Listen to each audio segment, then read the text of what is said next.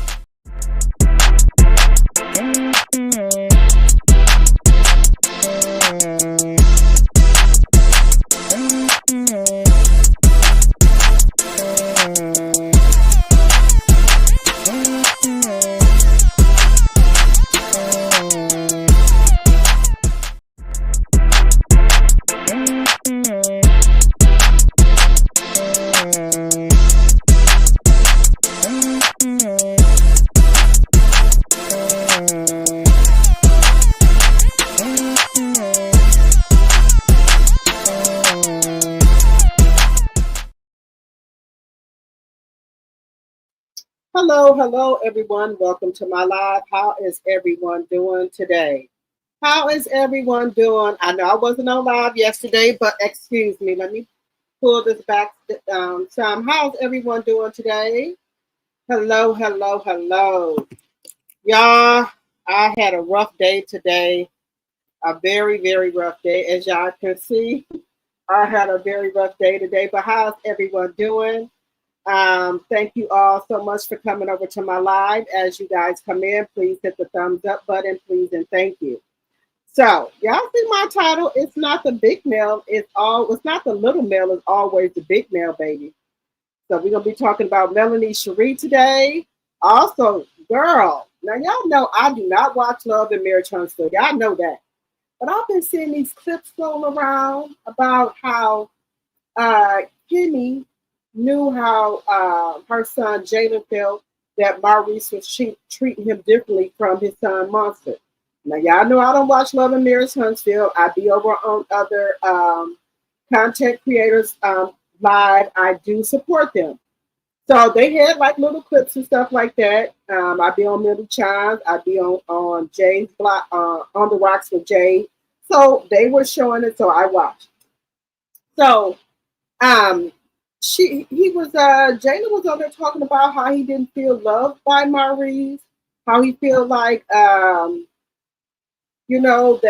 Maurice didn't treat him right and things like that. And then Kemmiie said that Jalen had told her this and she did nothing about it. She stayed there with him while he treated your fucking, excuse me, ain't cuss now. I ain't got past 10-minute mark.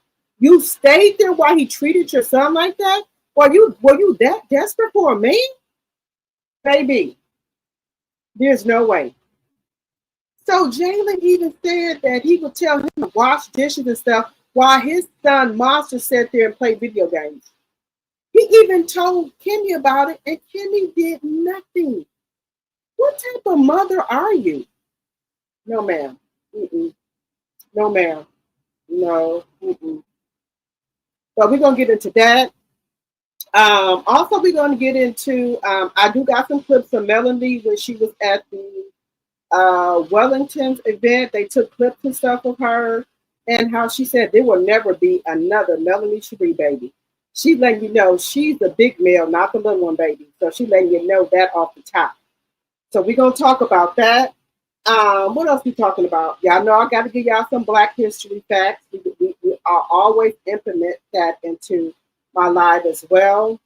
Also, what else we talking about? Y'all know what? I think it's something wrong with Nicki Minaj, allegedly. I think it's something wrong with her, guys.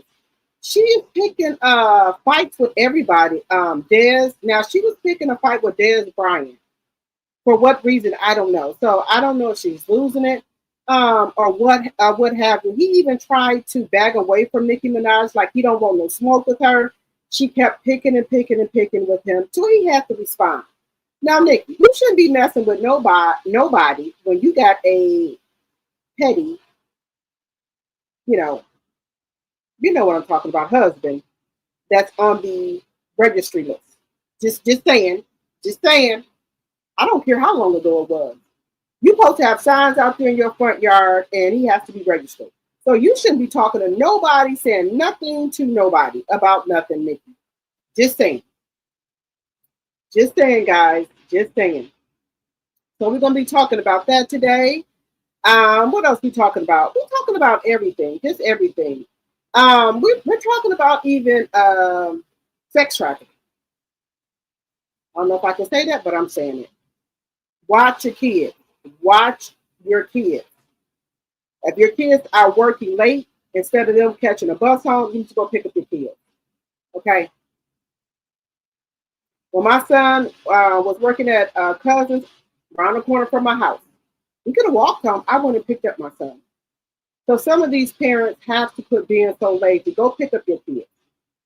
And he's a boy. I went to go pick up my son until he got a vehicle. Okay? So you need to go pick up your kids.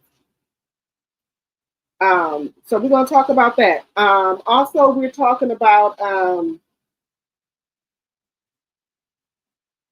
what else we talking about? We're talking about everything, y'all. We just gonna talk about a little bit of everything. I had a little incident with my sister. She came over, so I tried to calm her down a little bit. So we start talking, talking about different things. And sometimes, guys, when you have kids and they get grown, sometimes it's okay to cut your kids off. When your kids are being disrespectful and you do everything you can for them, when they are grown, it's okay to cut them off. When they being disrespectful, you got to cut them off sometimes. And that's okay. Because, I told my sister, when the kids that you do everything for, they disrespectful. And the kids that didn't get a lot when they were growing up, got the bare minimum, they have the most respect for their parents, to me. The kids that got the bare minimum, right? They have the more respect for their parents. Now, I would say, and you can quote me in the comments, if I'm wrong.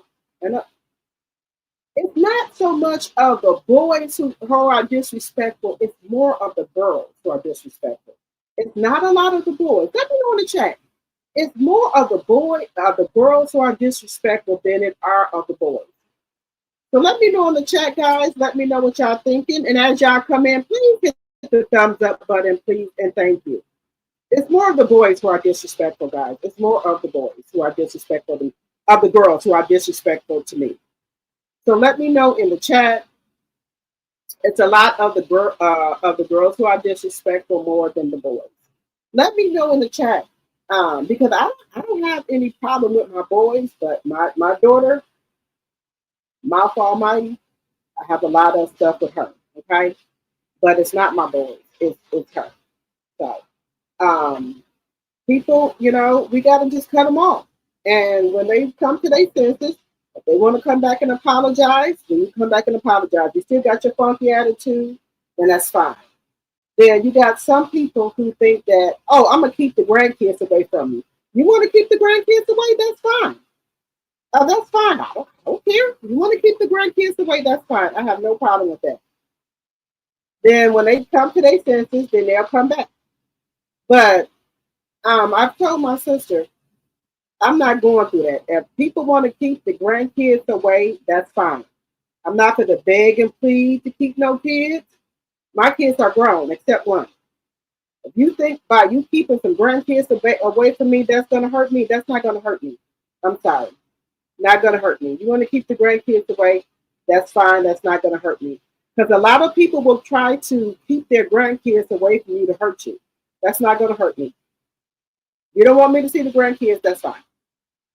I'm not going to beg and plead and do all that to see my grandkids. I'm not going to do it. And I've been said this before I had grandkids, because I see people getting on the internet crying because their daughter or their son won't let them see their grandkids. Oh, I'm not gonna be one of those GGs. No, no, no, no, no, no. You don't want me to see my grandkids? That's fine.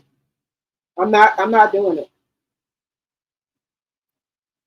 I'm not doing it. Hello, my tea sipper. Hello, proud Mimi.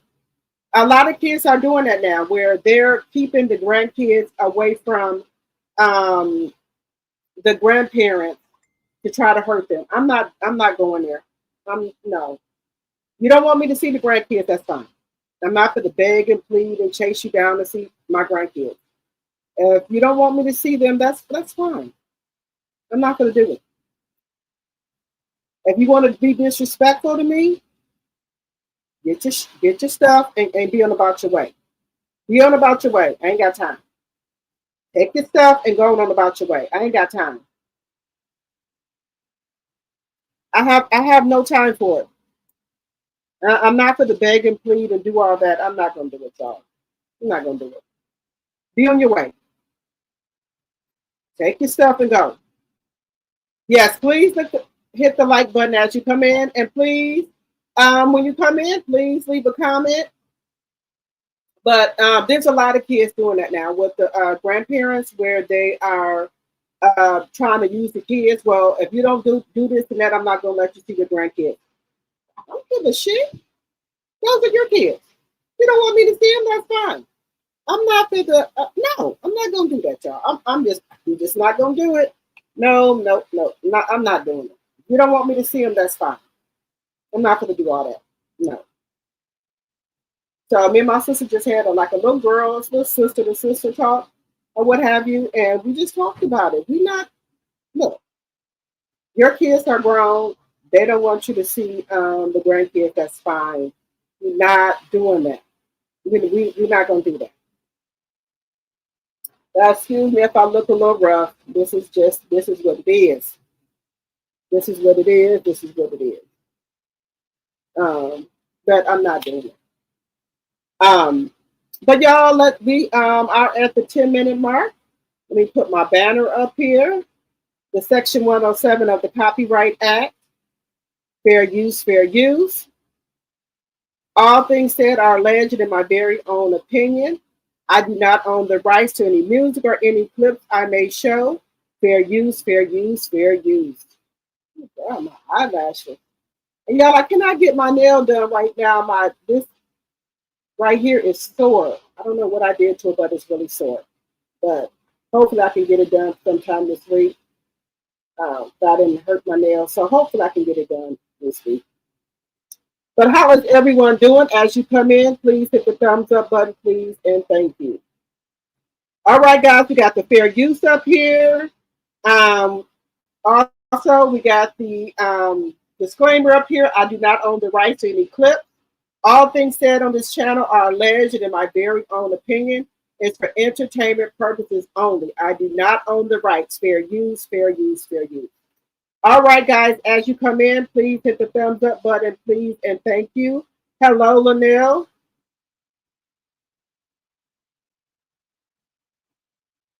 You said don't expect a birthday or Christmas gift if I can't see the grandchild. You're right. Right. These kids are tripping. They want you to jump to their beat. I'm not jumping to nobody's beat. Look here, Hunt. You got the game twisted with me. If you saying that I can't see my grandchild, that's fine. Okay, I don't jump to your beat. I will get my grandkids when I can. You don't dictate to me when I'm going to get my grandkids. And if I don't get them, then I can't see them. Okay, them your kids. Okay, my kids are grown. You don't want me to get my grandkids out? Okay. You're not hurting me. You're hurting the grandkids. Girl, you got me twisted. We're not doing that. Mm-mm. But anyway, guys, I had to have a long talk with my sister, and then her, said here, I wasn't going to drink today, but it calls for a drink. So me and her was drinking some cut water, and we have to have a drink. Because I just try to drink on Fridays and Saturdays, but it calls for a drink. These kids got the game fucked up, y'all. They think by threatening you and things like that, But like you're not gonna see your grandkids if you don't abide by what they say. Baby, this is not now a big mom with the raggedy house coat on with the holes in the house coat. This is not that type of party here, huh? This is not that type of party. I was just outside a minute ago doing some cartwheels, y'all. I did like 4 cartwheels in a row. This ain't no big mom. This ain't no Medea. I don't know what y'all thought. I was outside with my sister doing some cartwheels. Y'all got the game messed up. This is not that type of party here. We not them type of grandmas. So me and my sister was outside doing cartwheels, y'all. She 50 and I'm 51. My daughter's standing in the doorway. Y'all can do cartwheels? I said, yeah, we can do cartwheels. Y'all keep forgetting we 70 kids. We was outside. Like y'all did here on the internet and shit like that. We wasn't out here on the internet. We was outside roller skating, playing double dutch, playing hopscotch, things like that. So they think it's something. You can do a cartwheel. I said yes.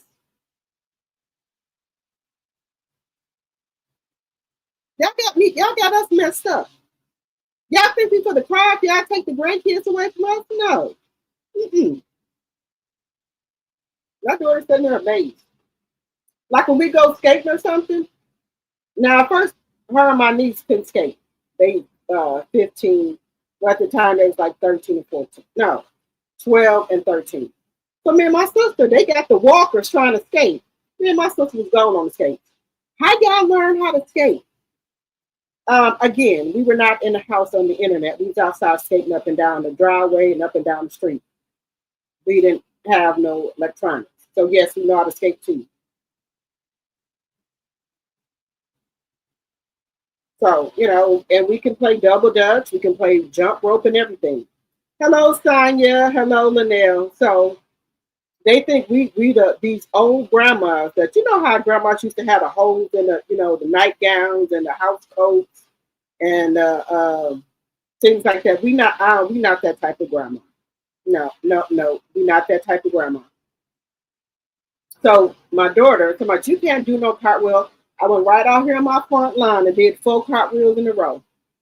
Girl, don't tell me what I can do. Just saying, don't tell me what I can do. I still can hold my body weight. I can get out there and play double dutch. I can jump rope. I told you I was out there on the bike the other day. I can ride the bike, 10 speed, whatever. See, that's the thing these kids don't understand, that once you learn how to do something, you don't forget how to do it.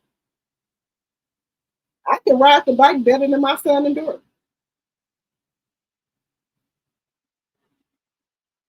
I can ride a bike. I can get out there on the skate. I can skateboard. I can do flips. I can do jump rope. We just, the 70s, 60s, and 80s and 90s kids, we just something different. They will be able to do a lot of stuff like that too if they would get their ass up off this internet and go outside. They would be able to do some shit too. Here go my mama. Don't be out there doing them flips and stuff. You're gonna be hurt in the morning. I ain't be hurt nowhere. I know I can flip.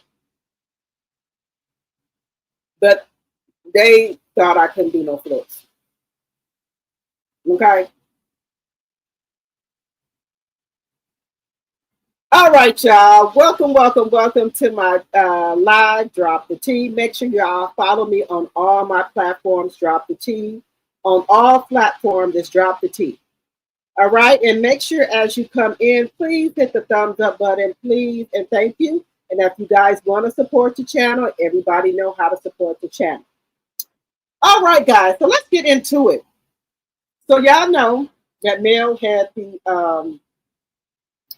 motivational speaker event, and at first we didn't get a lot of footage from there, but I was cruising over here on the YouTube, the street, and I found some clips from Melanie's event that was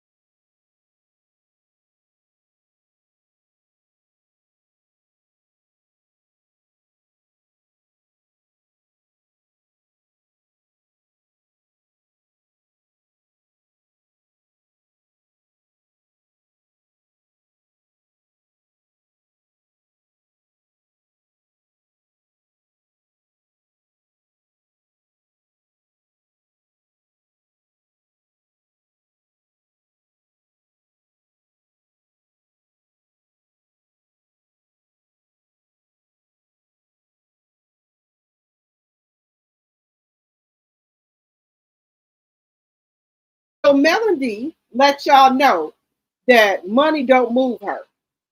God moves her. She letting y'all know she left a 6-figure income because it was no longer in alignment with her anymore. She let y'all know that. She let you know. And she let y'all know that she can never be replaced. Never be replaced on Love and Marriage Huntsville. She said there will never be another Melody Sheree ever. Ever. So we're going to take a little, just take a little bit of time to listen to what Melanie said about she will never be replaced. Y'all can never replace her. No, that wasn't it. Y'all can never replace her. Ever. So we're going to take a little listen. So let's go. Let's see. Oh, let me see here. Okay, here we go.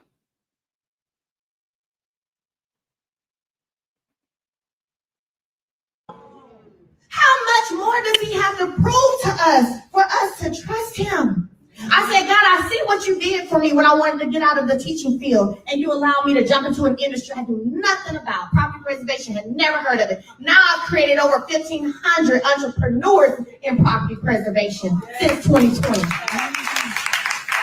Knew nothing about it. 25, created a multi-million-dollar business from the ground up.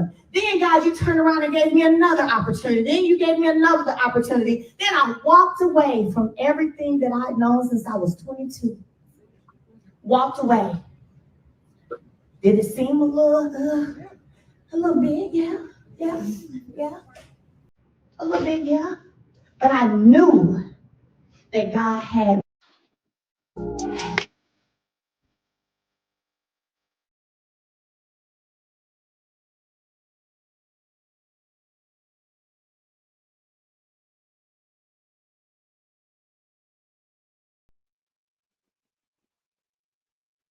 Okay, so let me see if I can find this other clip here with Melody. So Melody is letting you know that she walked away from her teaching. Her teaching, yeah, we know Melody was a teacher, right? So she walked away from that, and God gave her a new job where she created Love and Marriage Huntsville. So everything that she walked away from, God restored it and gave her better. So she letting you know it's okay to walk away from stuff. And you know, she said, trust God. So then she let us know that she walked away from Love and Marriage Huntsville. She said that she was making 6 figures at Love and Marriage Huntsville. She walked away from it. And she said she's been grateful and she's still making money. She's still making money. She said God restored her and she's making, if not the same amount of money, more than she was making when she was on Love and Marriage Huntsville. That's what she said. She's making more. So when you step away from something that's toxic and think that, you know, what I'm going to do, if God is telling you to step away from, if God is telling you to step away from something that's toxic, that no longer serves you no more, and he's telling you to do it, you better believe he got something in store for you. So that's what Melanie did. When she walked away from Love and Marriage Huntsville, she still had her 7th Avenue beauty, but ever since then, we've seen it with our own eyes. Melanies have job opportunities after another, speaking engagement, movie deals, brand deals. So she's not missing nothing. When something is no longer serving you, you walk away from it. When something is no longer peaceful to you and it's disturbing your peace, you walk away from it. And that's what Melanie did. She walked away from it. It was no longer serving her. So she walked away from it. And that's okay to walk away from something that's no longer serving you. That's what she did. She walked away from it because it was no longer serving her. We're going to get into this one here. Let me see. Wait 1 second.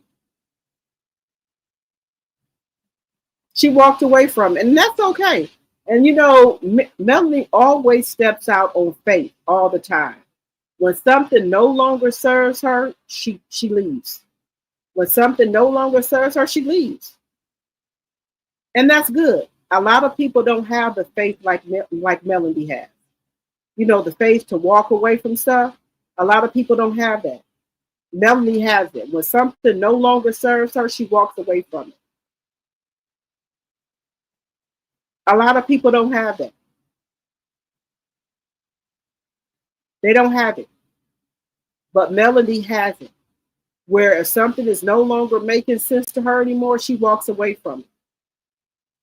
And I love that for Melanie. A lot of people don't have it. Where they can walk away from something where it's no longer serving them. A lot of people don't have it. You know, I'm not scared to say I don't have that. You know, I don't. And I'm not scared to say I don't have it. I don't have it. But Melanie does have it. When something no longer serves Melanie, she walks away from it all.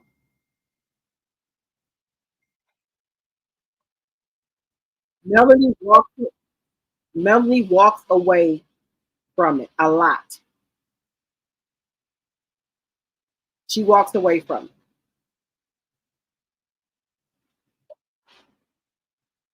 So give me just a second. She walks away from a lot of stuff. She walks away from a lot of stuff that don't, that don't serve her. She just goes with her instincts. That's what she does. Give me just a second here. So she does that. And I like that about Mel. She walks away from a lot of stuff that don't serve her. She just steps out on faith. And a lot of people don't do that because they're scared, because they're wondering where their income is going to come from. Some people are scared to leave jobs because they don't know, where their income is coming from. So some people are like that. And that's okay. And that's okay. We all are like that. When we don't know where our income is coming from, we don't want to just walk away from something and we don't know where our income is coming from. They don't want to do that. And I'm one of those people. I be, I don't know if I should do that. But Melanie is one of those people who will walk away from things. She will get the walking. If it no longer serves her, Melanie will get the walking. Melanie will get gone. And that's okay. We all don't have to, be like that, but it's just what it is. And it's okay. But Melanie has that where she just trusts in God and she just does what she has to do. And that's not nothing wrong where if you're not there yet.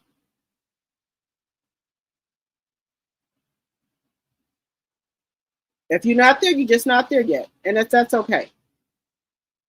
Sometimes we gotta get there. You just gotta get there, that's all.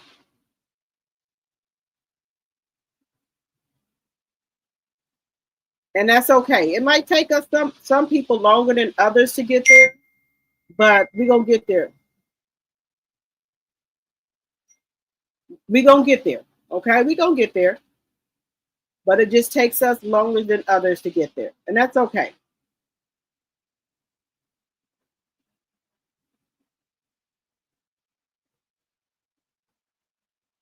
Let me bring this up here, guys. Let me bring this up. Because I have all the clips, but for some reason, the clips are not coming into how I want them to come. For me, when I want to get out of the teaching field, and you allow me to jump into an industry I knew nothing about, property preservation, had never heard of it. Now I've created over 1,500 entrepreneurs in property preservation since 2020. Knew nothing about it. 25, created a multi-million-dollar business from the ground up. Then, God, you turned around and gave me another opportunity. Then you gave me another opportunity. Then I walked away from everything that I'd known since I was 22. Walked away. Did it seem a little bit? Yeah. A little bit, yeah. But I knew that God had.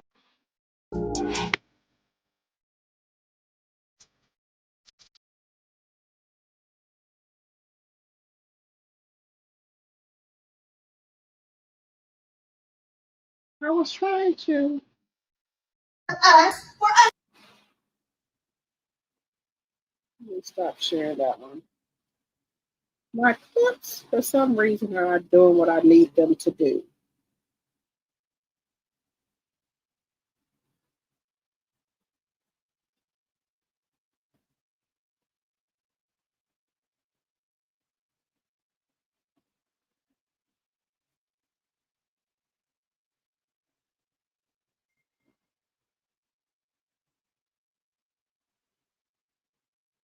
Okay, so I was so I had the clips of Melanie talking at the Wilmington, where she went there for a speaking engagement, and for some reason they don't want to show all of.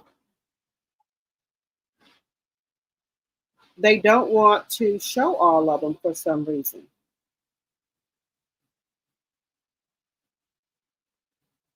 They don't want to show all of them for some reason. I don't know why they don't want to show all of them.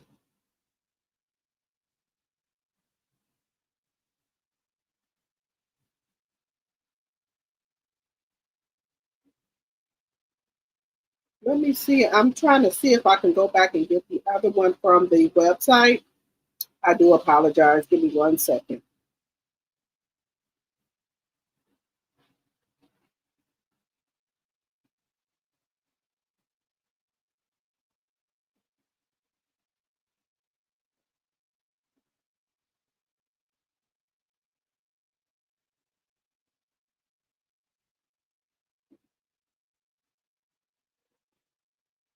Yeah, so I was trying to get the other clip, and I hear you. I see you, Sonya. I sent you a clip from there. Instagram is not participating with me right now.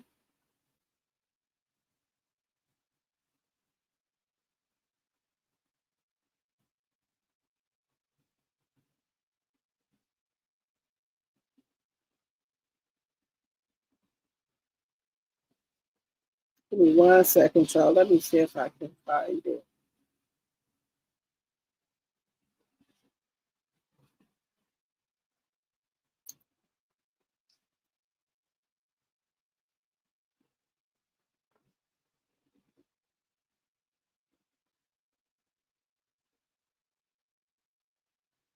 Hmm.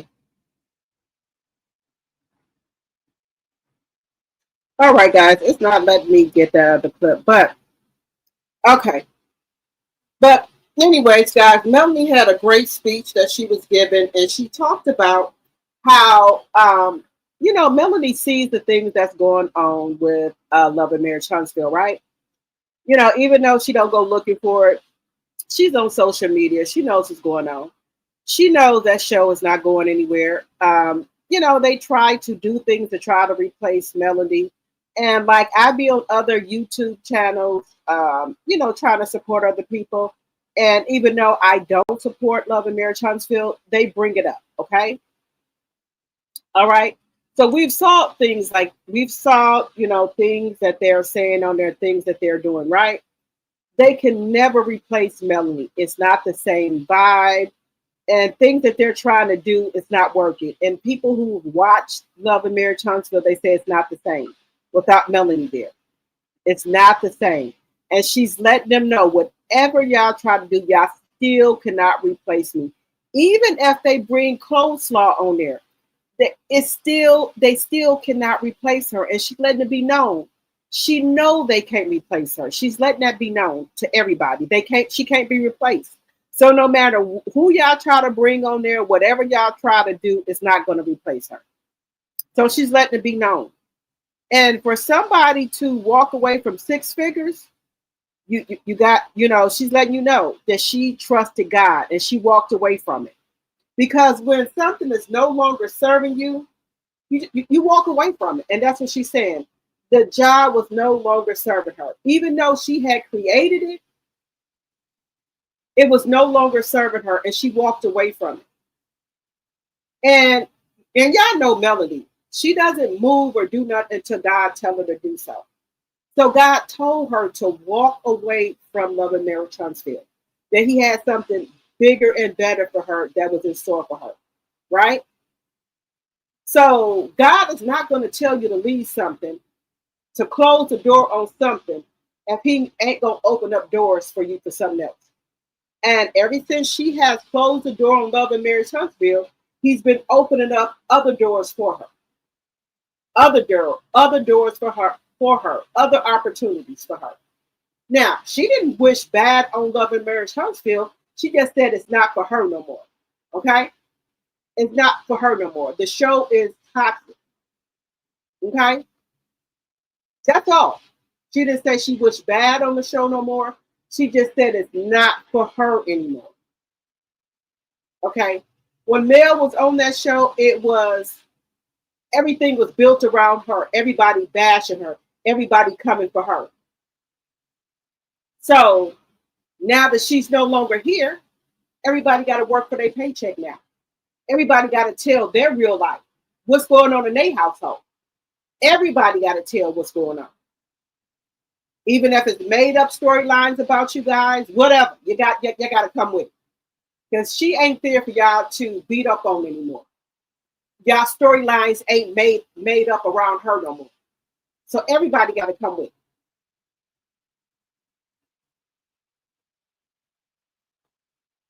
And just by some of the clips that I've been seeing floating around here, you can tell that they want to say her name, but they can't.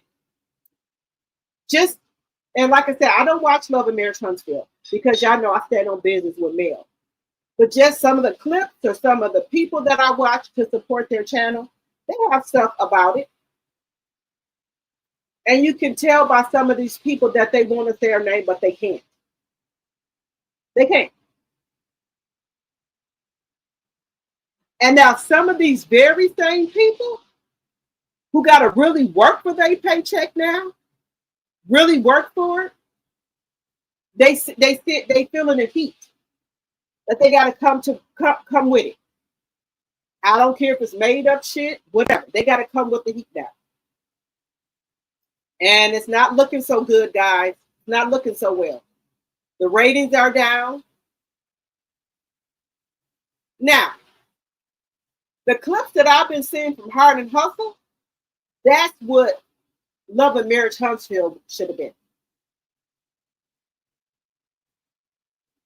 That's what Love and Marriage Huntsville should have been. Maybe if they had the same director, that should have directed Love and Marriage Huntsville, and it could have been a better show. Now, the stuff that I've been seeing, they had a little ratchetness in it, but it showed them getting through stuff. The wardrobe was on point. The women was really showing their businesses and things that they go through, okay? But it wasn't the ratchet shit that Carlos King said. I'm calling out names. Just saying. Mel put her life out here for everybody to see and made the show where nobody else had to put their fucking life out there. Everybody hiding behind her. Mel put her whole fucking life, kids, and husband out there. Showed that Martell was cheating on her, allegedly. To make the show what it was and what it is now. But nobody else put their shit out there on Front Street but Mel. And allegedly, and in my very own opinion, for entertainment purposes only, a lot of them other women, their husbands was cheating on them to fuck too. But they didn't put their shit out there. Melanie put her whole life out there to make the show where it is right now. Because if Melanie didn't put all her shit out there, the show wouldn't have been a hit like it was. The #1 show on. Melody showed her whole life, even though it was embarrassing at times, the shit that was going on. Nobody else put their shit out there.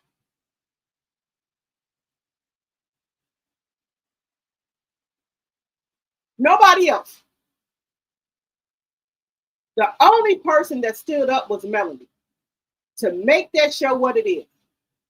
Now, I'm going to be real with y'all. I don't think that I have you know what?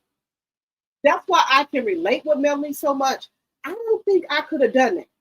Let me know in the chat if y'all was going through what Melody was going through. Would y'all be able to put it all out there for millions of people to see? I couldn't have did it. And I'm being real with y'all. I don't have the guts to do what Melody does.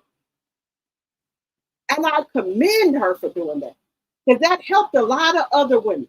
And it don't have to be that that you can relate with Melody with everything, but some things. I'm not strong like, that I'm strong, but not that strong. But I'm getting there. Melanie put her whole life on Front Street. And yes, we have a attachment to Melanie because we grew with her and those kids. Sugar Mama was in Melanie's stomach. Boss Baby was a baby. Tank and Mariah was kids. And now these kids are 13, 14, or 15. So we grew with Melanie and her kids. Letitia's son is going off to college. So we grew with the show. But me, I don't think I know I'm not going to front to y'all. I couldn't have did what Melanie did. Put my whole life out there like that. And that takes courage to do that. And trusting in God to put your whole life out there. I'm just being real and raw as I can be. I would be too embarrassed to think of what people would think about me, my family, my friends, what people would think about my kids. But Melanie put everything on the line for a vision, a dream that she had for her show. Just the raw, uncensored everything.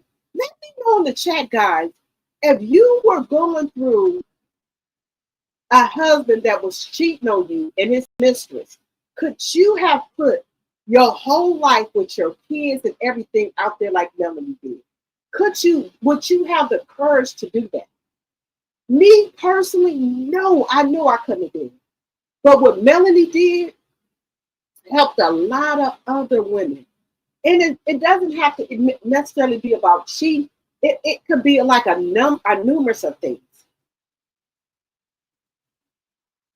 Like I told y'all, I have never flew by myself a day in my life. But I knew I had to get to one of her mimosas with Melanie just to see this lady in person and meet her. I was scared to death to fly by myself. Never done it before. But I had to get there to meet her, to see her in person. And I got on that plane by myself, never without my husband or my kids. Booked my own flight, booked my own hotel, never caught an Uber by myself in Atlanta, by myself, none of that. Because I was used to my husband doing, flights, hotels, getting the Ubers and stuff. I did this all by myself. Got me a hotel room, downloaded the Uber on my cell phone, got myself to the hotel I was going to, and I was not a content creator at that time. Hooked up with Sassy T and Tea Talk with Your Girl for a meet and greet. I was just completely walking by faith. Didn't know nothing, but I had to meet her. And then I got with some other ladies, And ever since then, I've been rocking and rolling, y'all. Just imagine how scary that was to never fly by yourself. I have never been in an airport by myself. I didn't know where the fuck I was going. How to get to, because when I'm flying, I'm with my husband and my kids, and he's leading the way to different terminals and stuff. Imagine me in Atlanta airport by myself. Don't know where the hell I'm going by myself. I didn't know where the fuck I was going. But I made it. I get off the plane from Milwaukee, Wisconsin, and it's because Milwaukee, Wisconsin airport is small. Imagine me getting off the airplane in this big ass airport, and I don't know where the fuck I'm going. But I made it. Asking directions, how to get to this other terminal. Now, Milwaukee airport is very small. So imagine me getting off of the airplane in Atlanta airport. A big difference from Milwaukee airport. I don't know where the hell I'm going. But Melanie put that you can do it in me. And baby, I got in that airport. I just asked for directions. Where we go. Walking around. How do I get to this stop here? Whatever. They said, okay, you go here, you go here. And there, I'll let the next terminal get to Atlanta. You think I wasn't scared? I was scared.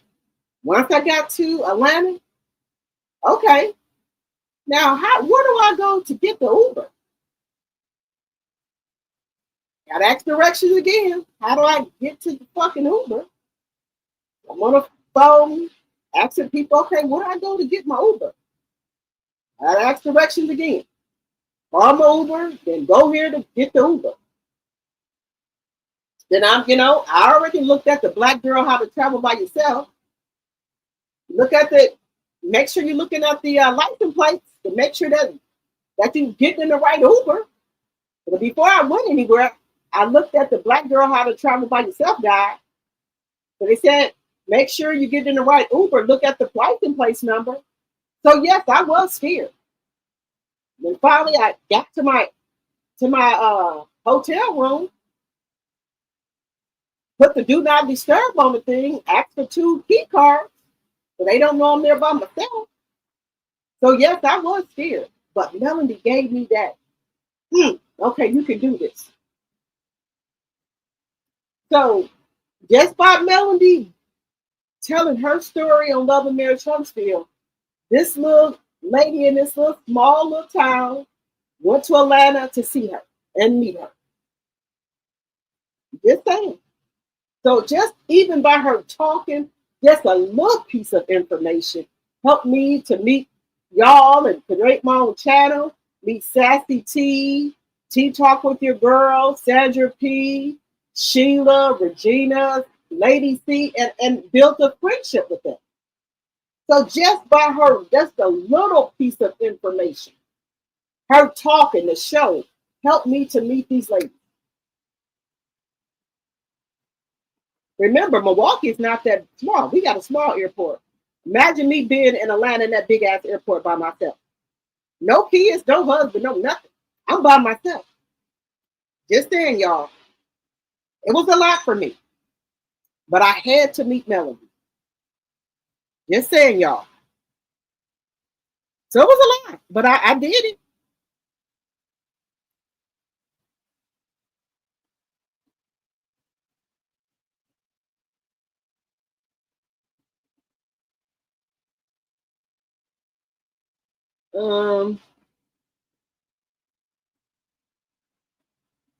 Hey, Deborah, my tea sipper. Hello, hello, hello. Hello, Carolyn.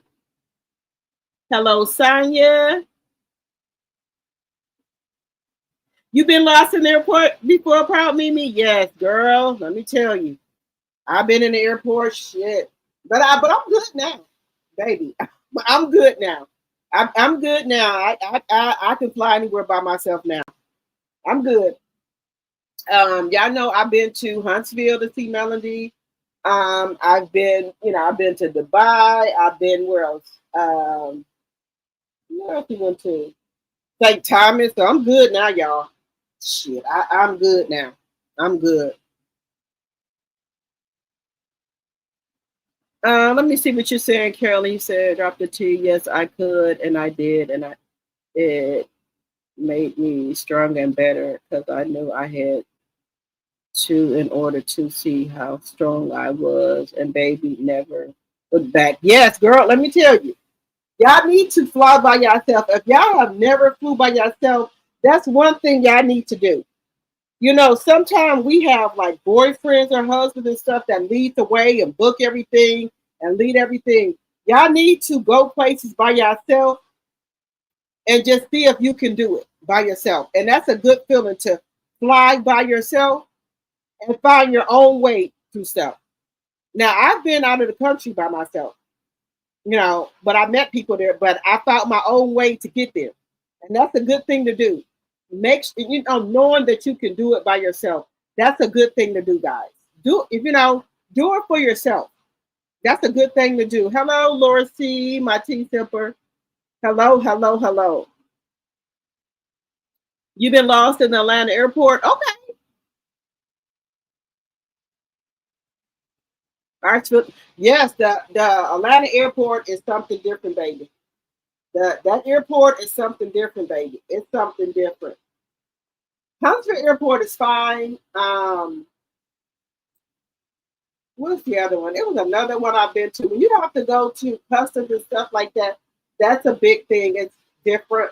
But now that, you know, that helped me a lot by me learning how to fly out of country by myself and to different airports because I have never did that before. So that helped me a lot. Now I can, you know, do anything, go anywhere by myself. I'm not scared to do that anymore. Because I've never been, you know, experienced that by myself before because I always have somebody with me. But now, baby, I can go anywhere by myself, anywhere. And the same thing with me, far as um, like getting on the highway by myself. I love it. I love getting on the highway by myself and stuff like that. I put me on some old school R&B and I tear the highway up by myself. So that's another thing. So I'm cool with that as well. All right, guys, enough about me. Let's get into this, guys. Let's get into some other stuff. Now, y'all know how we have a lot of things going on. We have also Shannon Sharpe. Now, you know Shannon Sharpe was big on, you know, he got money, he got this and that. Why is he pressing Ocho Cinco for the $5,900 that he owed him? After you done gave $23 million to the OnlyFans model. Now remember, he was saying that he was, you know, he had the money, right? You only was able to get your daughters, you know, your two daughters. You said you was only gonna get them $30,000 for their wedding, but you gave her OnlyFans Snow Bunny $23 million. Now you pressing Ocho Cinco talking about he owe you $5,900. Talking about your pockets is light now. Well, sir, what goes around comes around, right? Right? What goes around comes around. That's what I say. When you do wrong, wrong come to you. When you do wrong, wrong come to you. And that's what's happening to Shannon Sharpe right now, guys. He's on here telling Ocho Cinco he need his money. $5,900 compared to $23 million you gave the OnlyFans model that she done retired from. Probably gave her mom and dad $1 million. Sisters and brother $1 million. Just saying. Look at this. Look at this. He should be ashamed of himself acting the phones. On purpose. Absolutely. On purpose. Absolutely. To prove a point. What point he's trying to prove? I have no idea. I run this show. I'm a show. I'm gonna pay. I'll pay you when I get ready. Like you do me. Like you do me over $5,900. Me? You basically told me I'm gonna pay you when I get ready. Oh no, I ain't say that. I mean, No, your actions did. I'm gonna take care of you, baby. I'm not Jerry. I don't like that comparison. Don't do me like that. Don't. Yeah, this is we coming up on a year. It's a penalty for being A late. year ago, I got you.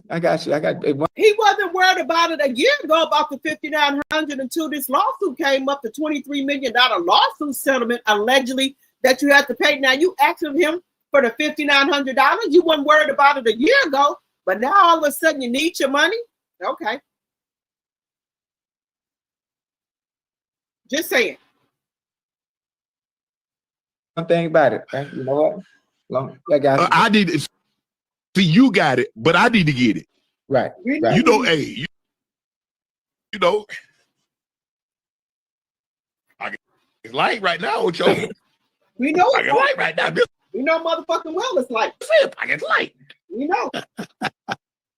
You know damn well it's like. That's why the man. I love you. That's what I love. That's what I need. Come on back home. That's what I need. Thank you. That's the Shannon I need. Let's go. We gonna be all right. Oh, for sure. We gonna be all right. I'm telling you. Hey, Ty Tribbett said we gonna be all right. We good. And Micah said, "Will you back me in a corner?" I don't even be here no more. Yeah. Hey, if you think, I tell you what, if you upset talking about I might not be here, I miss it. Hey, yo, check this out.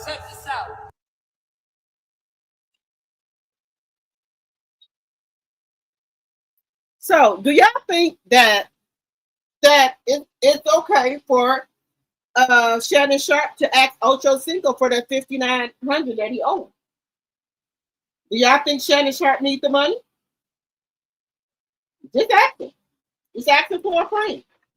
Do y'all think Shannon Sharpe needs that $5,900 now after he done gave that $23 million to that to the Snow Bunny?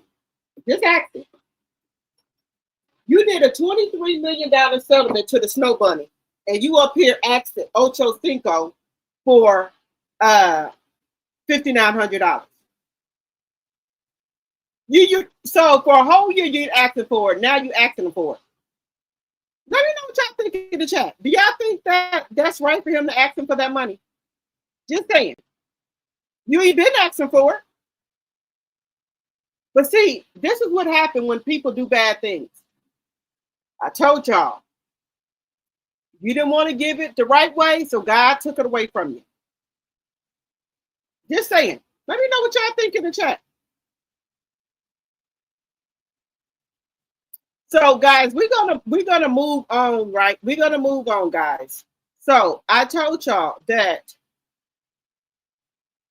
there's a lot of stuff going on out here in the there's a lot of stuff going on out here, guys. A lot. Now, we have this young lady. Now, I don't think it's nothing wrong with marrying outside of your race. I don't have a problem with that. I don't have a problem with it. And I'm going to say it again.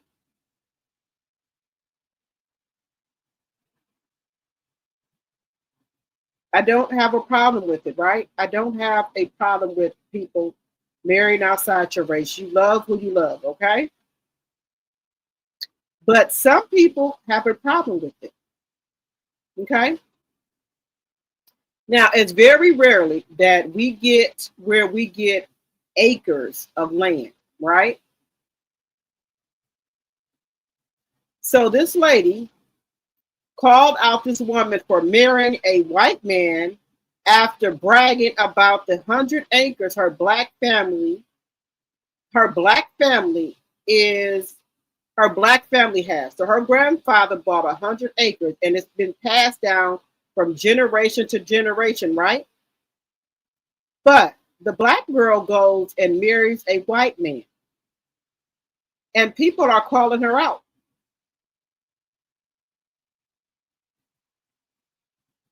So it says, ex-users call out a woman for marrying a white man after bragging about a 100-year black family land. Is the backlash justified? So they trying to say that the young granddaughter, right? She married a white man. The granddad and the grandmama bought a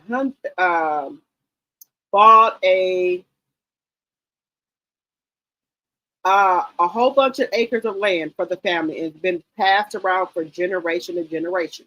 I don't know if this young lady got a prenup when she got married or not, right? So they brought land and it's been passed around from generation to generation. But people saying this white man gonna take some of their land. This land has been in a family for years. So she's bragging about the land, right? They think the white man is trying to gonna when they get if they get a divorce, will try to take some of their land. Is this justified for the backlash she's getting for marrying a black man? So I'm gonna let y'all see it, and y'all let me know. I need y'all to not be quiet in this chat. I need y'all to really tune in on this. I need y'all to really let me know if what y'all think about this. So here we go right here.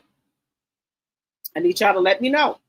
Everyone should experience a family reunion in the Mississippi Delta at least once. So, I'm taking you to mine. Welcome to the Meeks Family Reunion. Every 2 years, over 500 of us gather to celebrate our legacy, heritage, and ancestors. Friday night is our banquet, Saturday is the picnic, and Sunday is our business meeting and breakfast. This year, we're back where it all began, on 48 acres that's been in my family for over 5 generations. This house belonged to my great-grandfather, Abner Meeks, who lived to be 107, and his wife, Medora, and together they had 14 children. And if you look at our family tree, there are 1,828 descendants from those 14 children.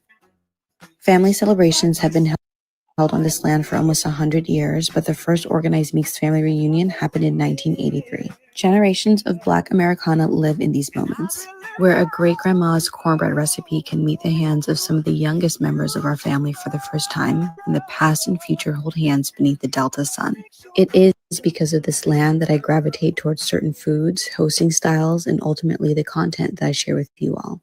Because in every line dance, every pair of cowgirl boots, every big pickup truck, fish fry, and slice of caramel cake, and every gallop of cousin Nick's horse Stack, yes, his name is actually Stack, the deeper understanding of my identity and proof that love can be passed down from one generation to the next. I feel so proud to know that my daughter is a new little leaf on a family tree that doesn't just remember our lineage, but protects it, preserves it.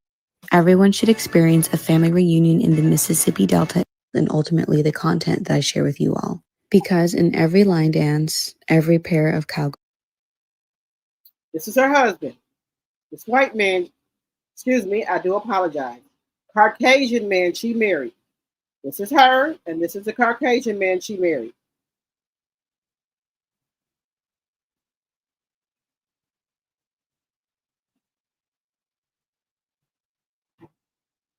This is a Caucasian man she married. Everybody's giving her back backlash. Talking about the man is going to try to take their land.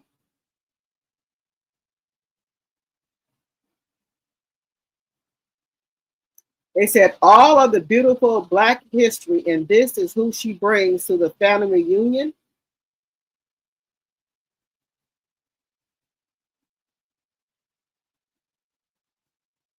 They said her husband will be owning those 40 acres in 3 years.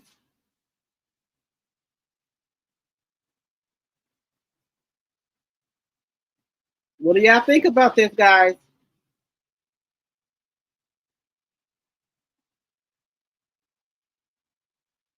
These Black people have 40 acres of land. They've been owning it for 5 generations. This young lady goes and marries a Caucasian man.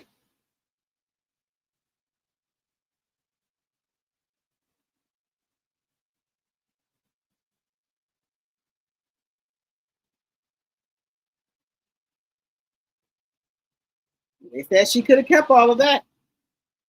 They're not too happy about her marrying a Black man.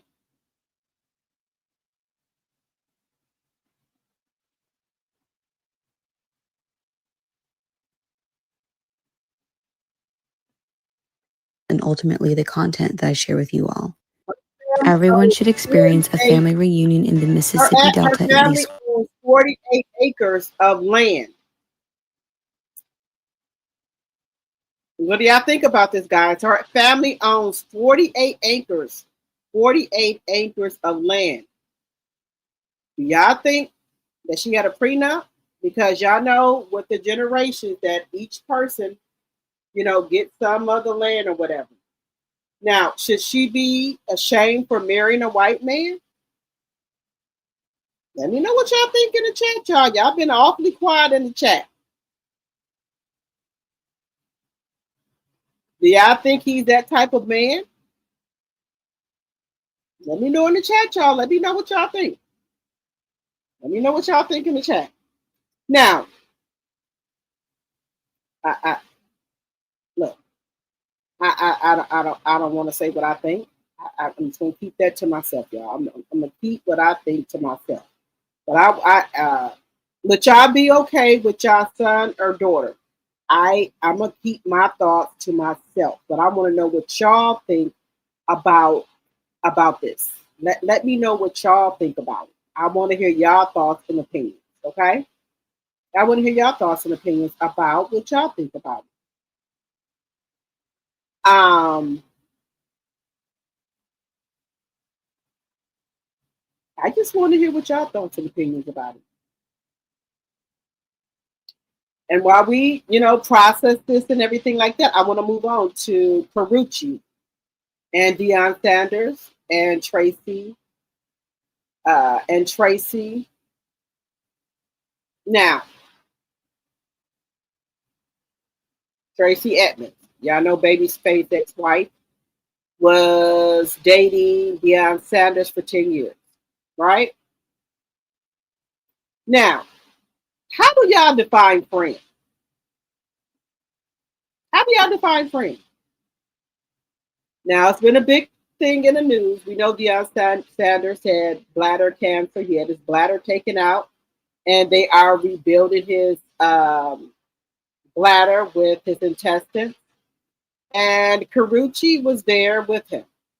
We all know Karruche is a young lady. Karruche is young enough to be Deion Sanders' daughter. Okay?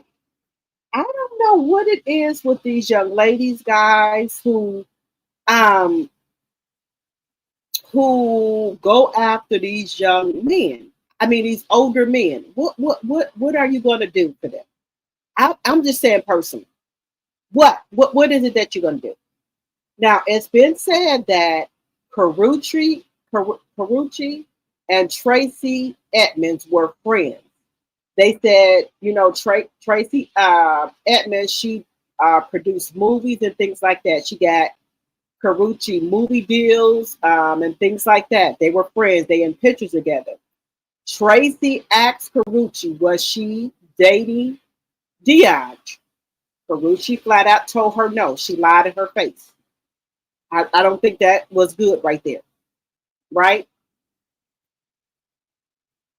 People said Karruche is going broke. Okay?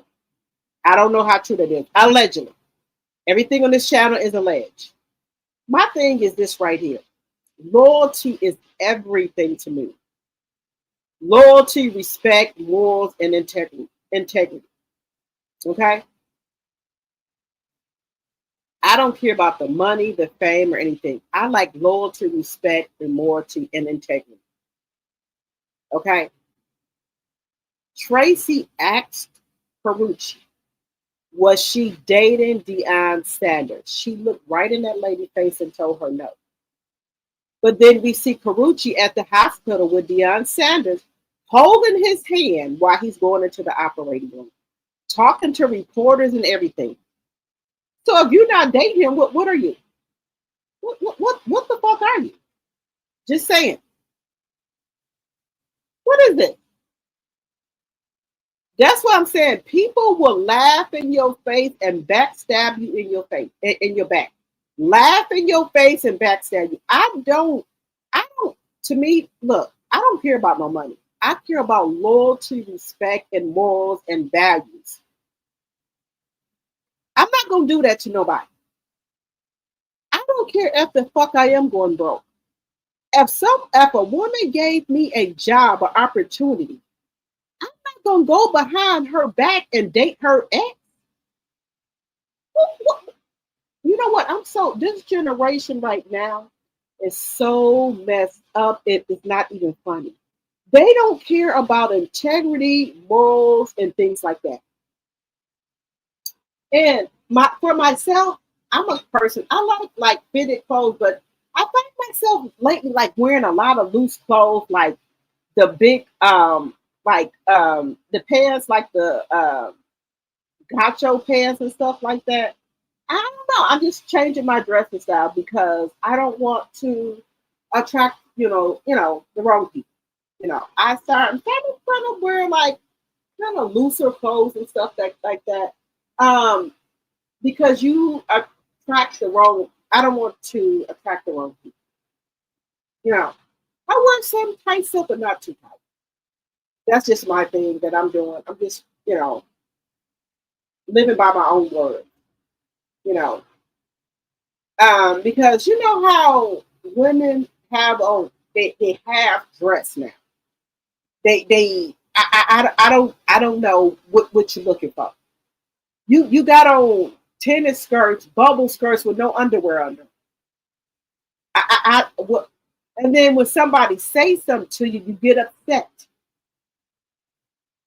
You got on bathing suits going into restaurants. Then when they say you can't come in, you got a problem with it. People are mad at Carnival Cruise. Anybody know? I haven't even been on a cruise, but I know if you go into a captain dinner, you're supposed to be dressed up. They have people coming to captain dinners in bathing suits. I don't understand this generation. I don't understand. Captain's dinner means to dress up. What part are you not understanding? Just act.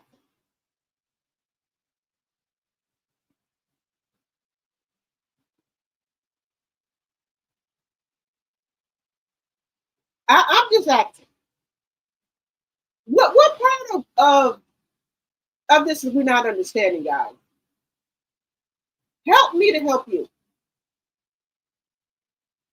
When I go to my daughter's school, for the first day of school, I make my presence known to the teachers. Now, let me just tell y'all this. I teach my daughter morals, value, respect, and manners, and respect for all adults. I do. But sometimes she just does her own thing. She does. She does her fucking own thing. And it's not that I don't teach her manners or my son them manners. I do. But sometimes they get to school and get around the other kids, they just, whatever we didn't taught them, it will not go out the window. And I let them know if I have to go up there, and I'm just being real with y'all. Let me tell y'all something. I teach my daughter moral, value, respect, and respect for her elders and adults. Now, when she get up here and she does stuff, I want y'all to know, I teach my daughter to have respect for her elders and for authority. Now, when she get up here around these other kids, I don't know what the hell happened. But I teach my daughter that. I do. Now, sometimes when they get up there in the school around other kids, I don't know what happened. Or they'll call and say, well, she did this. I'll be like, what? Because I done taught her better. But I don't know. When kids do with other kids, I think they do other shit. Just being real with y'all. So, and I'm getting off a subject again, guys. You can teach your kids values, morals, and respect, and have respect for authorities and the elders. But when they get around other kids, y'all, whatever you done taught them, sometimes it can go by the wayside or go off the edges. Because I teach my kids to have respect for authority and their elders. I do. So if she does something and I have to go up there, I have to apologize and let them know. I teach my kids, my daughter, to have respect for authority and for adults and for her elders. Now, if she did something, I apologize, but don't think that I don't teach her this in our household. I don't know what it is. I don't know. But I'm just saying, guys. I'm just saying, I don't know. This youth here, I don't know. And before I get into this video with Karruche, y'all, I was on TikTok, right? Parents saying they're not buying their kids those school supplies because the teachers share them with all the other kids. Drop down in my comments and let me know if y'all saw this on TikTok. Yes, the school list, they want Kleenex, they want hand sanitizers, they want sandwich bags, gallon bags. They want every fucking thing. The kitchen sink. Yes, I know it because I did it for years. Do I complain about it? I might say some shit, but I get it. Okay? Nope, don't put the names on the kids' stuff because they're going to put it in the pile. Okay, I don't complain about it. Because it could be some kids that parents can't buy everything. Okay? So I don't trip, I don't complain about it.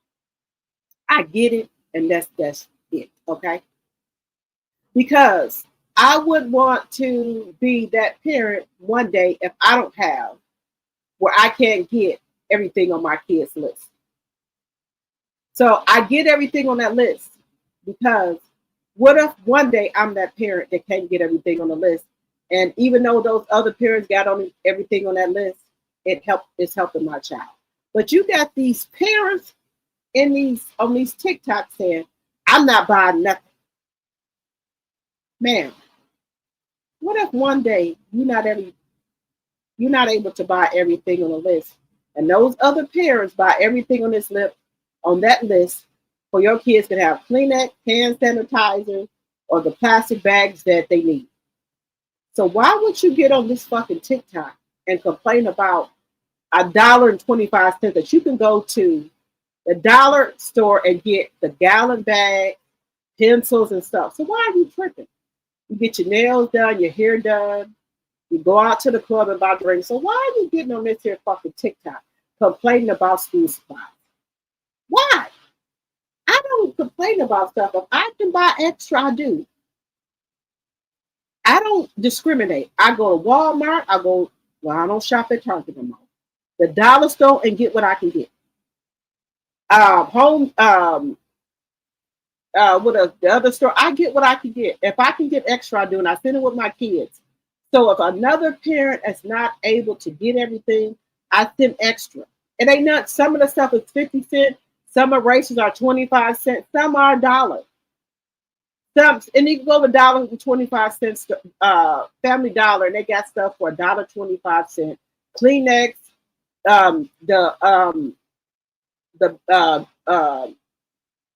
the sandwich bags, the freezer bags, crayons, pencils. Man, $1.25, and you tripping over that? Paper, whatever. I'm going on this YouTube or the TikTok talking about I'm not buying no kids no school supply, hand sanitizer, glue sticks. Why? Some of them at the stores for 50 cents, 25 cents. Why? Bowlers 10 cents, 5 cents. What are you tripping about? Some of these people is just ignorant, y'all. I'm just saying. Let me get off the subject. If I can buy extra and I have it, I just get it. I don't, whatever. Whatever. And one thing I do, guys, I can't stomach a kid coming up to me, asking me, "Ma'am, you got $1 or 50 cents? I'm trying to get me and my brother something to eat, or me and my sister something to eat." Even though they probably be playing me, y'all, I can't do it. I can't do it. I have to give them something. I don't, usually I don't carry cash. I don't care if I got change in my purse. I give it to them. I can't do that to no kid. I can't do it. I know my kids are like, "Mama, I don't care." I just go ahead and give it to them. If they playing me, God know my intention. I don't care.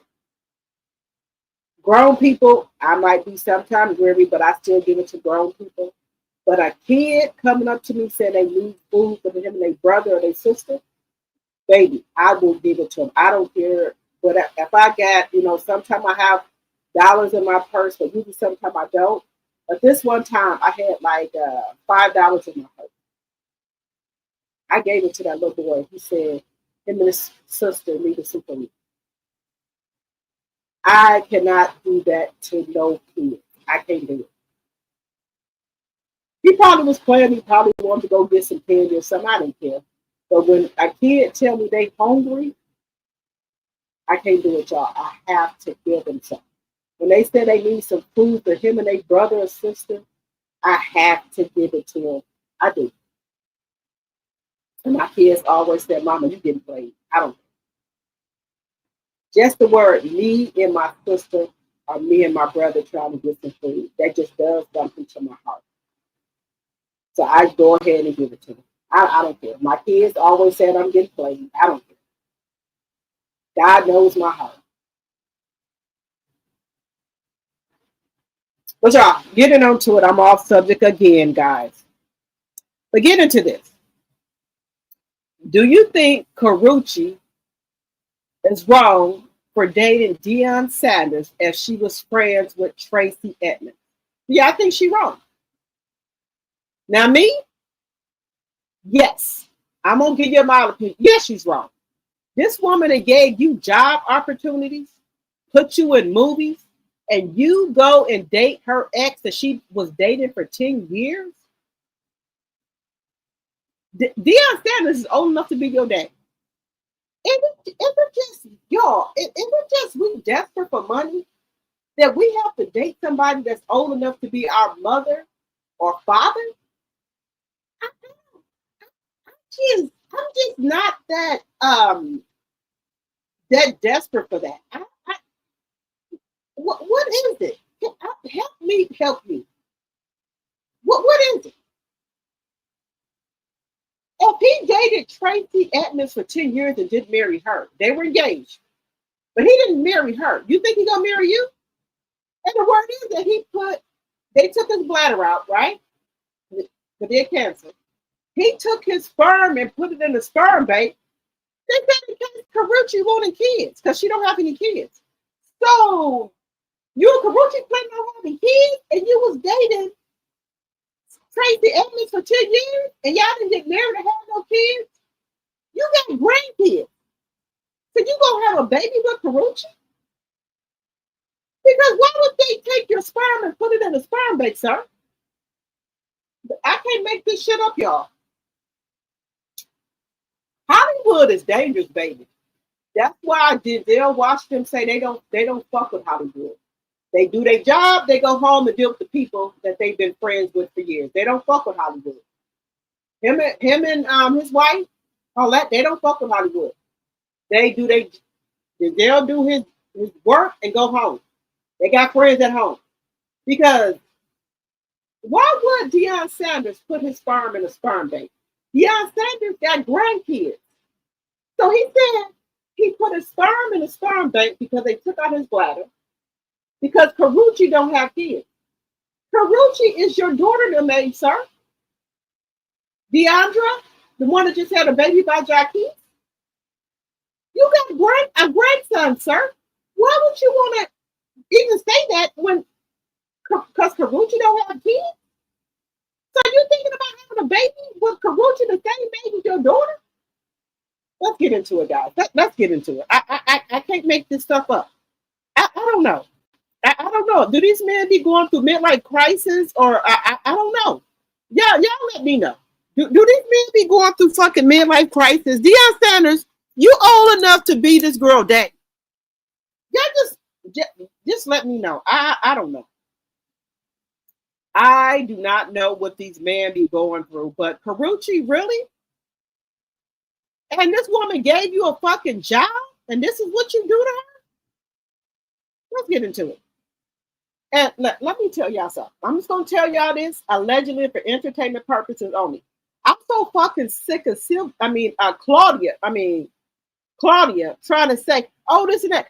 Claudia, don't forget, I saw your ass at Mimosas with Melody with the bitch that broke up Gayle King's husband. Don't forget that shit. You was with the girl, wasn't her name Brittany or whatever? You was with her when she was a fucking home wrecker. What's the girl named Brittany? The girl that was at, y'all remember Gayle King caught her husband at the airport with Brittany or whatever the girl name is. You was with her, okay?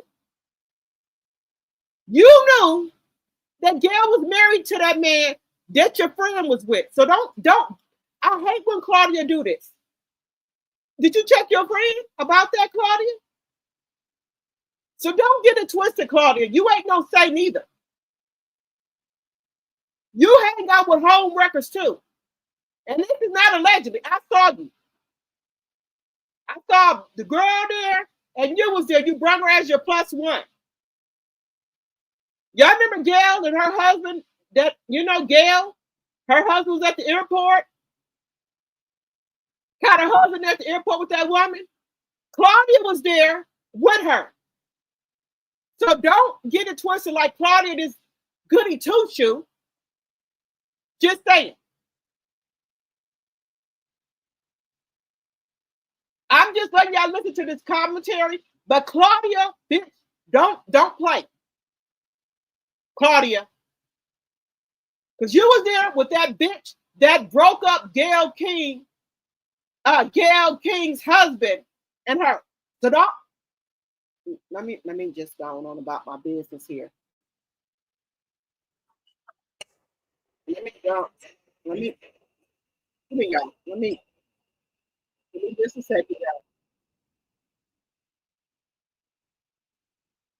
Me just a second. Let me get not beside myself, but y'all know I done told y'all that before. I done told y'all the story. She was there with the home wrecker. Y'all know who I'm talking about, Gayle, right? Claudia was there with her with the +1. So don't get it twisted. And look, I'm going to say allegedly, but I saw her with my own 2 eyes. She was there with the woman that was at the airport with Claudia. You know Gayle King? Gayle, husband, that caught her husband at the airport with the girl, Brittany. Claudia was at an event I went to with the same woman. So don't talk about no fucking friendship, about breaking up homes, Claudia. Just saying. Just saying. Claudia.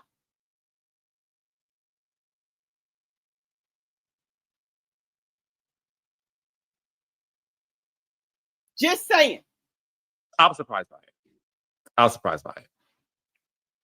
Erica, what do you think about this? Now, I know people are like, okay, y'all spit it out. Basically, Karruche Tran, who's a gorgeous girl, I like her as well. Beautiful. And a sweetheart. Yeah, she's sweet. Was by Dion Sanders' side after he had his bladder removal surgery. So I was just like, I could have sworn that I'm good friends with Tracy Edmonds. And I do remember Tracy hearing rumors about Karruche possibly dating Deion. So she saw her at an event. I think it was Niecy Nash's event. And she, calmly, just in conversation with her, she asked her if she was dating Deion. And she said no. She laughed it off and said no. So, it was kind of like to hear it and to see this now. And I do recall that that Tracy and Karruche were cool. Like Tracy has put Karruche in some projects. They're friends, I thought. So why don't you have the same smoke with your friend for doing that to Gayle? Claudia, why don't you have the same smoke with your friend that did that to Claudia? Did that to Gayle? Did you have the same smoke with your friend? Just saying. Allegedly, but I was there. Allegedly and for entertainment purposes, but I was there. So I don't know. Here's a picture right here of them two together. Can you see this? Can you see? No. Try to fix it. Oh, let me fix this real quick. Let me do something real quick. I don't want y'all to see who sent me this, but I was like, I'm trying to do a lot right now. Hold on, I'm sorry. Hold on 1 second. um, But look at them too. Like they look very cozy, like they were friends. Like that's Tracy and Karruche.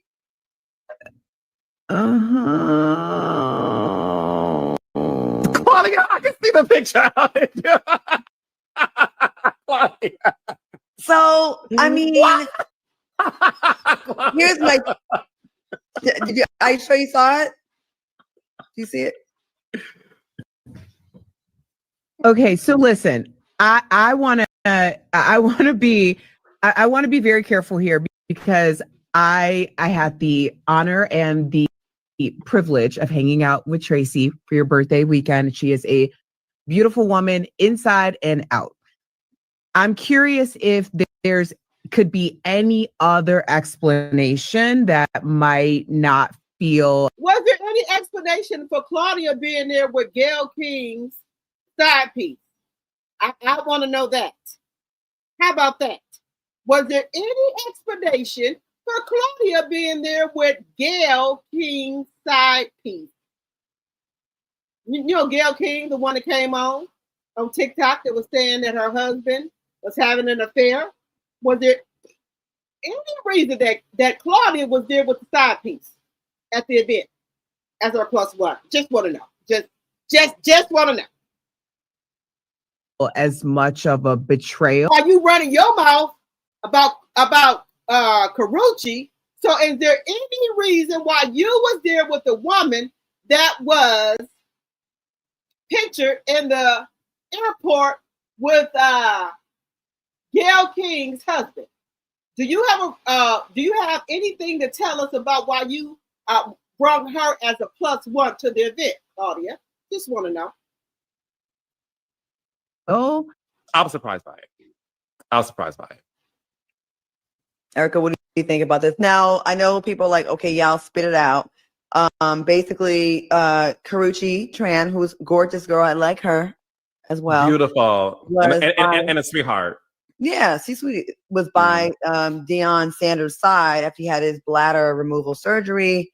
So I was just like, I could have sworn that I'm good friends with Tracy Edmonds. And I do remember Tracy hearing rumors about Karruche possibly dating Deion. So she saw her at an event. I think it was Niecy Nash's event. And she, Claudia, you was at an event.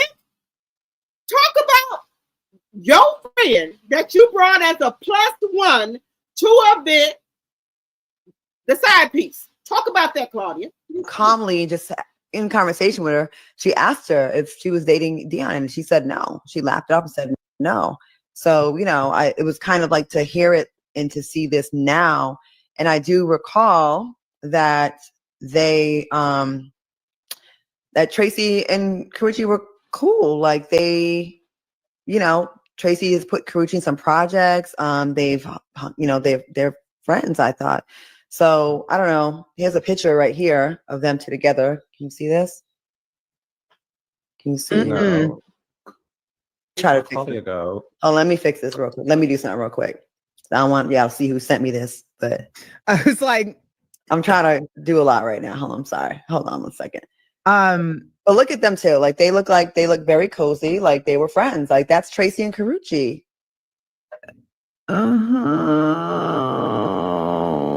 Claudia, I can see the picture. So I mean, when you're hanging out with fucking here's my Claudia that broke. Are you sure you saw it? You got a lot of nerves, Claudia. You see it? Okay, so listen, I want to be very careful here because I had the honor and the privilege of hanging out with Tracy for your birthday weekend. She is a beautiful woman inside and out. I'm curious if could be any other explanation that might not feel as much of a betrayal. I was surprised by it. Erica, what do you think about this? Now, I know people are like, okay, y'all spit it out. Basically, Karruche Tran, who's a gorgeous girl, I like her as well. Beautiful. And a sweetheart. Yeah, C-Sweet was by Dion Sanders' side after he had his bladder removal surgery. So I was just like, I could have sworn that I'm good friends with Tracy Edmonds. And I do remember Tracy hearing rumors about Karruche possibly dating Deion. So she saw her at an event. I think it was Niecy Nash's event.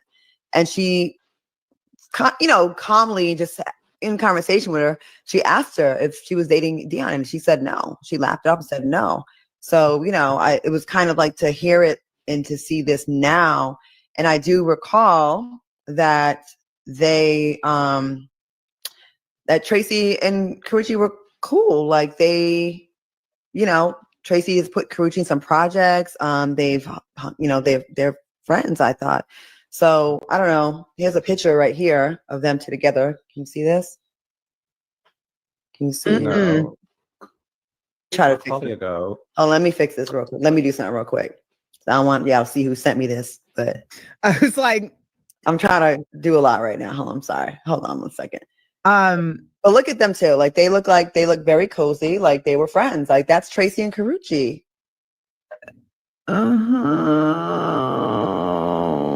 Claudia, I can see the picture. Okay, look, okay. Y'all, I don't like when people try to gaslight some shit. Claudia act like she's this girl. She's such a girly. But you was there with a woman that has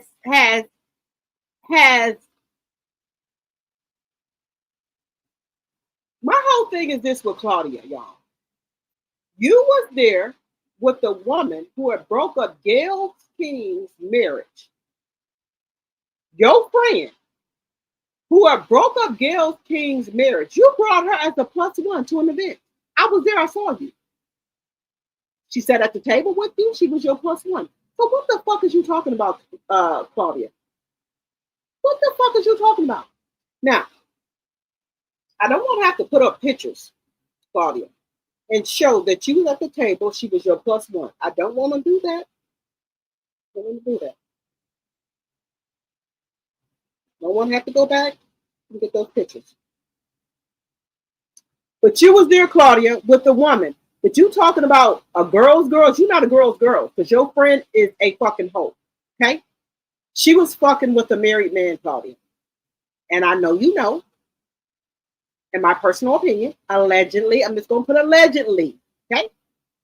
But I was there. I saw you. I'm just going to put allegedly and for entertainment purposes only. But I did see you there with her. What's the girl named Brittany? Let me go back and look at Gayle King's video of the girl's name. But she was there with her. She was your +1. I was sitting at the table and I looked over. You were sitting at the table with her. She was your +1. So you want to talk about girls? So why was you there with your friend who had fucked up Gayle King's marriage to her husband? Yeah, I know the woman I'm talking about. She had used Gayle King's credit card to pay her rent and every fucking thing else. Her American Express. Y'all know what I'm talking about. Gayle King. Y'all know what I'm talking about. Claudia was there with the girl. Just saying. So you Claudia, let's take it down, Claudia. But I don't want to go back and get those pictures. Because I had to ask some other people. I thought I was tripping.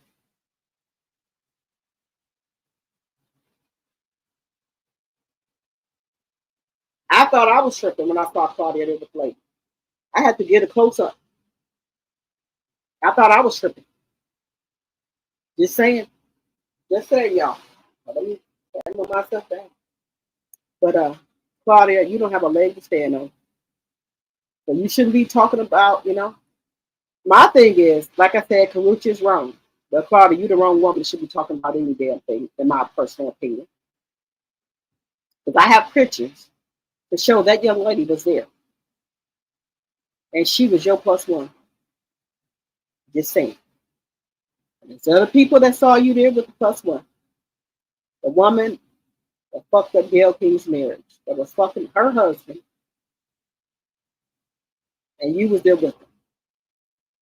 Now, I don't want to hear about you to know. You knew. Just saying.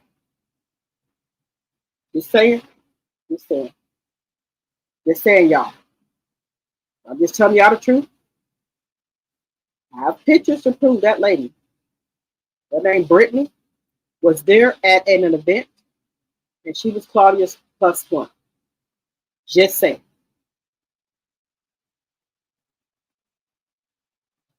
So, Claudia, you shouldn't be talking about nobody but no friendship or whatever. You know, just saying.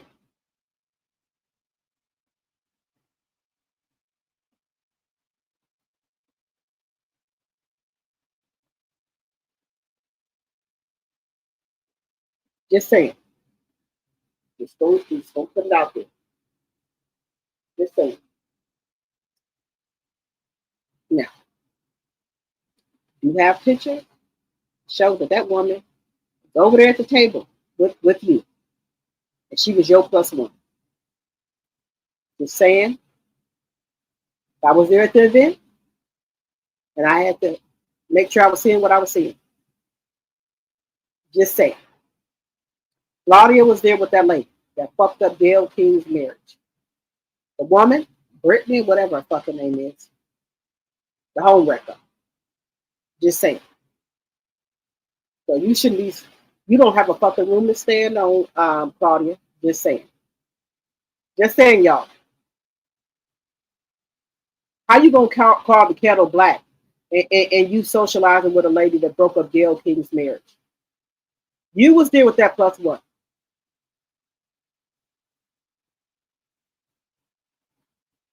Woman had on a blue or black dress, but I could go back and look at my picture.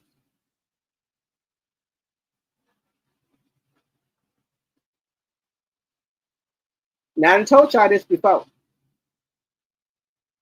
Just saying. Just saying. Okay, Proud Mimi said he has kids her age. Yes. Me and Deion Sanders, I don't understand this.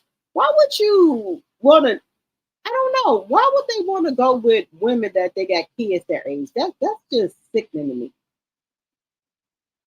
I'm 51, and if I had to get back out here in the dating game, I don't think I could go. I maybe I go to, if I have to get back out here in the dating game, maybe 46, 47, 48. No, my oldest son is 30, but I date somebody 30. Hell to the fucking no. 35, hell no.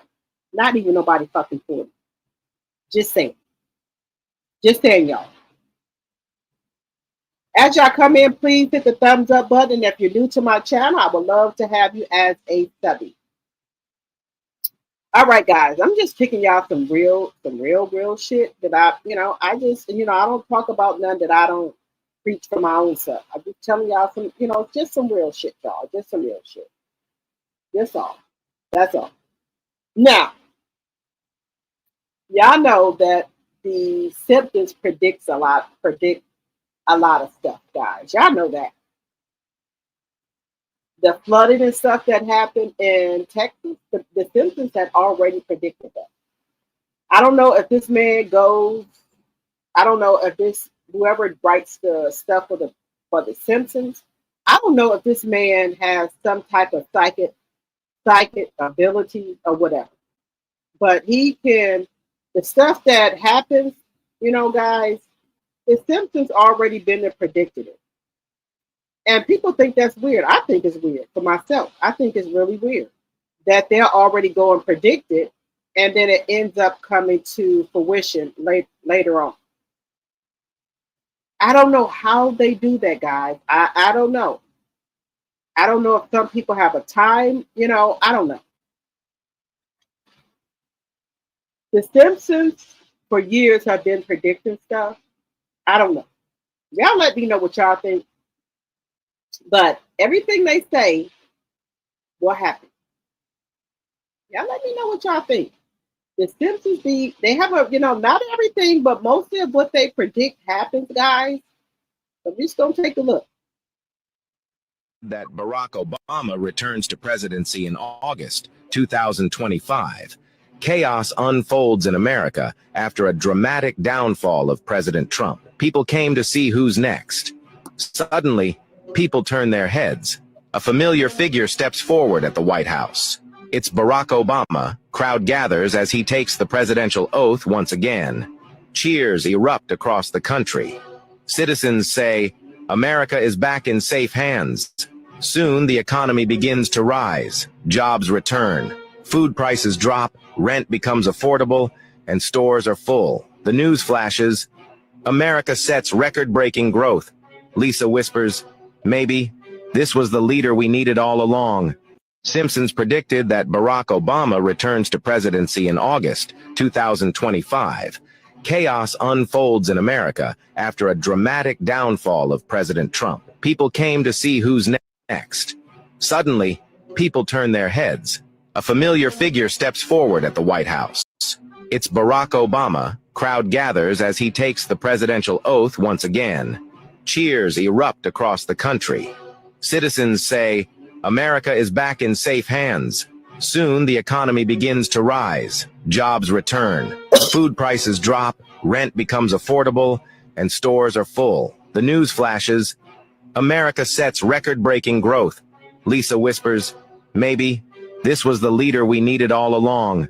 Simpsons predicted that Barack Obama returns to presidency in August.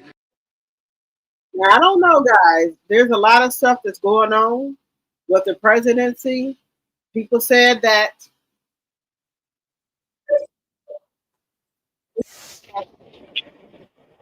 let me show y'all something about this flood. Let me show y'all something about this flood, y'all. No prospects. This is already predicted that was going to happen. Getting it.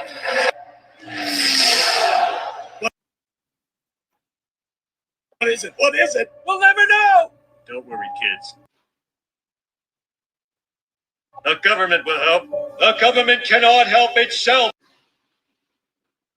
let alone you. So to take your minds off your troubles, I propose some kind of games, either hunger or squid. And just 3 days ago, Trump flagged this exact thread. No. Oh, I'm not kidding. You don't have to hook into the grid, which is old and, could be taken out. If it's taken out, they wouldn't have any way to get any electricity. You don't have to hit us with missiles. Just knock out the grid and boom. No electricity, no communication. And he's right. They've been warning us. What are you going to do when you wake up and your phone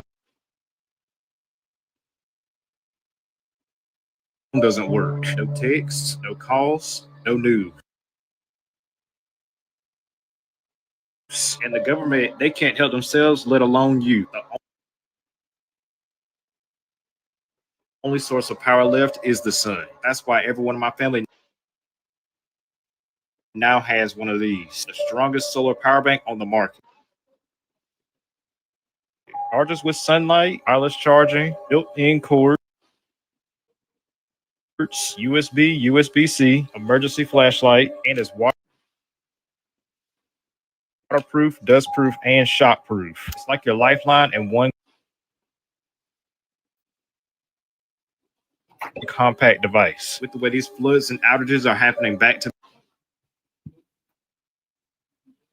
back, I'd rather have it and not need it than need it and be screwed.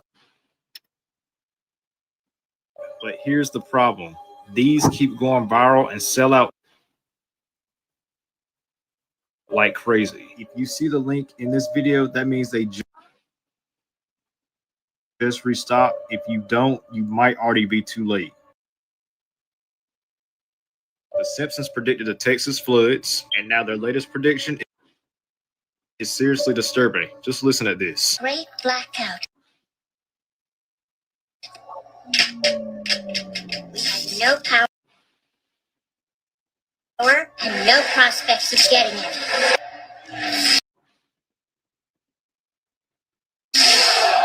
What is it? What is it? We'll never know. Don't worry, kids. The government will help. The government cannot help itself, let alone you. So to take your minds off your troubles, I propose some kind of games, either hunger or squid. And just 3 days ago, Trump flagged this exact threat. No, I'm not kidding. You don't have to hook into the grid, which is old and, could be taken out.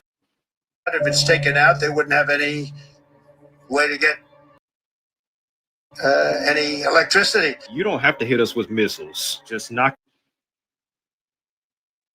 out the grid and boom, no electricity, no communication.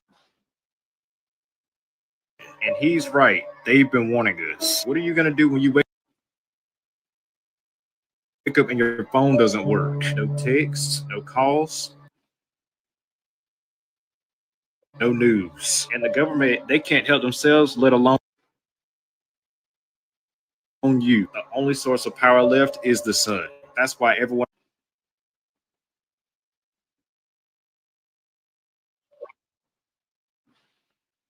Okay, guys. So do y'all think that is true? Do y'all believe anything that the Simpsons say? Do y'all believe anything that the Simpsons say? Let me know in the comments. Do y'all believe anything that the Simpsons say about the predictions here? Let me know if y'all believe anything that the Simpsons say about the predictions. Now, some of the stuff that they've been putting out, I do believe that that is true, because they predicted the flooding of Florida a while ago. So I do believe that. Some people say they don't, and that's okay. But some of the stuff that I do believe. Now, let me know in the comments if y'all believe anything that the Simpsons say about the flooding. Let me know if y'all believe that in the comments. Do y'all believe anything that the Simpsons say at all? Now, I do. I believe some of the stuff that they say. They said that Trump is supposedly not going to be here very long. Now, we see Trump. Now, if y'all have seen, the orange man, I don't want to say his name, his ankles are swollen. Something is wrong with his hand. Now, if y'all look at Trump's hand, something is wrong with him. Something is wrong with Trump's hand, y'all. Something is wrong with his hand. It looks like it is deteriorating. I don't know what's wrong with it, but something is wrong with it. His hand is deteriorating. There's something else going on with him. I don't know what it is. They don't want to tell us. But let me know if y'all think that he has some medical conditions that we're not being notified about, okay? Let me know in the comments if y'all have been seeing the reports about Trump that he's deteriorating about. Let me pay my damn Netflix bill. Other bill here. But let me know in the comments about that. Let me know. And also, one other thing. Now, I like Hillary and I like Bill. I do. But some stuff that came to light that I did not know about, that's very disturbing to me. Okay? Some stuff that I'm just starting to know that's disturbing to me that I didn't know. We're going to talk about it. We're going to talk about it, guys. We're going to talk about it. But some stuff is disturbing to me, you know. And we're going to talk about it. Also, on the Ricky Smiley show, they was talking about Karruche and Dion Sanders. I just think that's kind of sickening to me that Karruche would be dating Dion Sanders, somebody enough to be old enough to be her dad.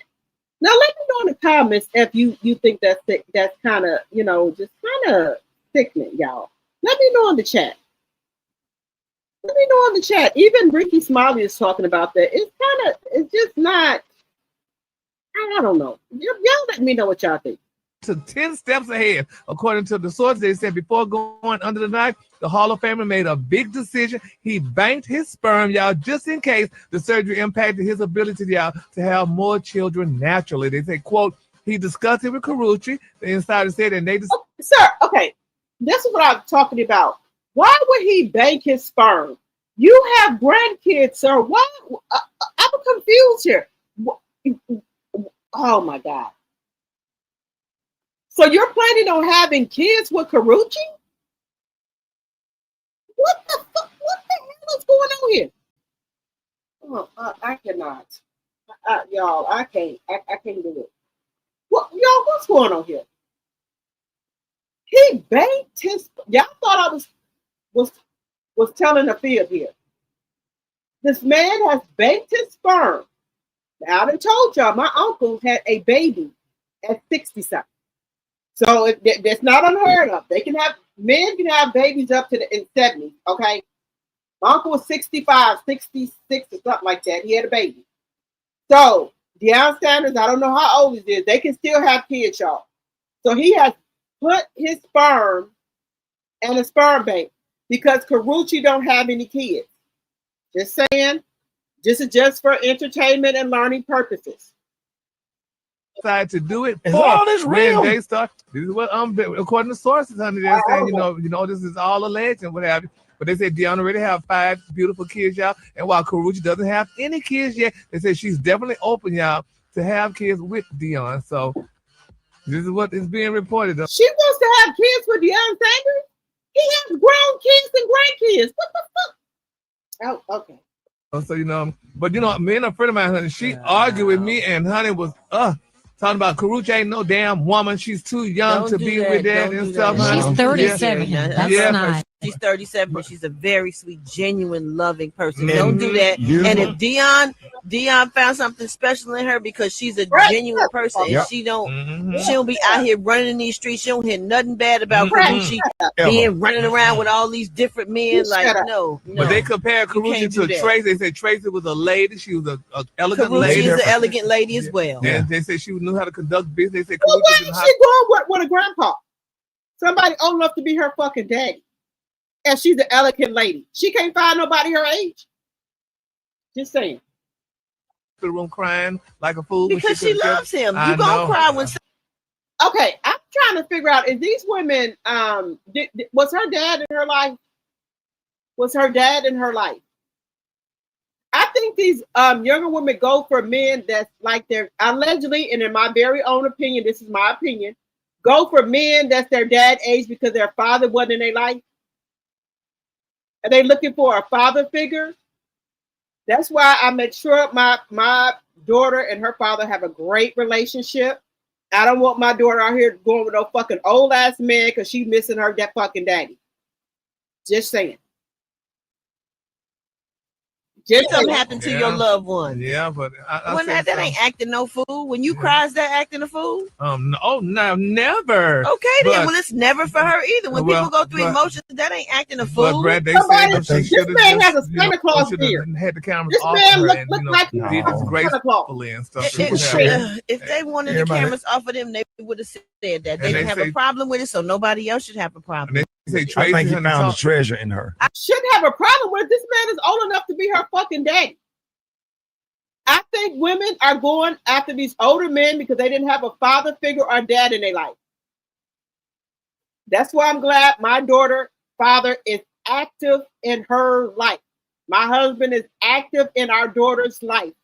So she don't have to run around her looking for no fucking father, dating an old ass man. Oh, let me stop.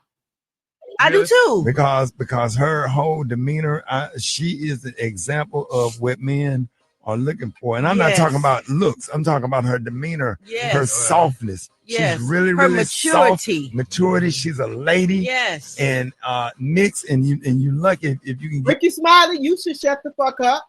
Because we already know that you got fucking twins by a younger woman. You want younger women for you can train them to do what the fuck you want. Because you know ain't no older woman going for your fucking BS, okay? So Ricky, you should stop while the fuck you're ahead, Ricky Smiley, okay? Allegedly. You got twins by a younger woman. So Ricky, you should shut your fucking mouth up, okay? The reason y'all date allegedly young women because y'all know that y'all can train them and mold them into the woman that you want them to be, okay, Ricky? Because an older woman ain't going for your fucking BS, okay? We're not going for your motherfucking shit, okay?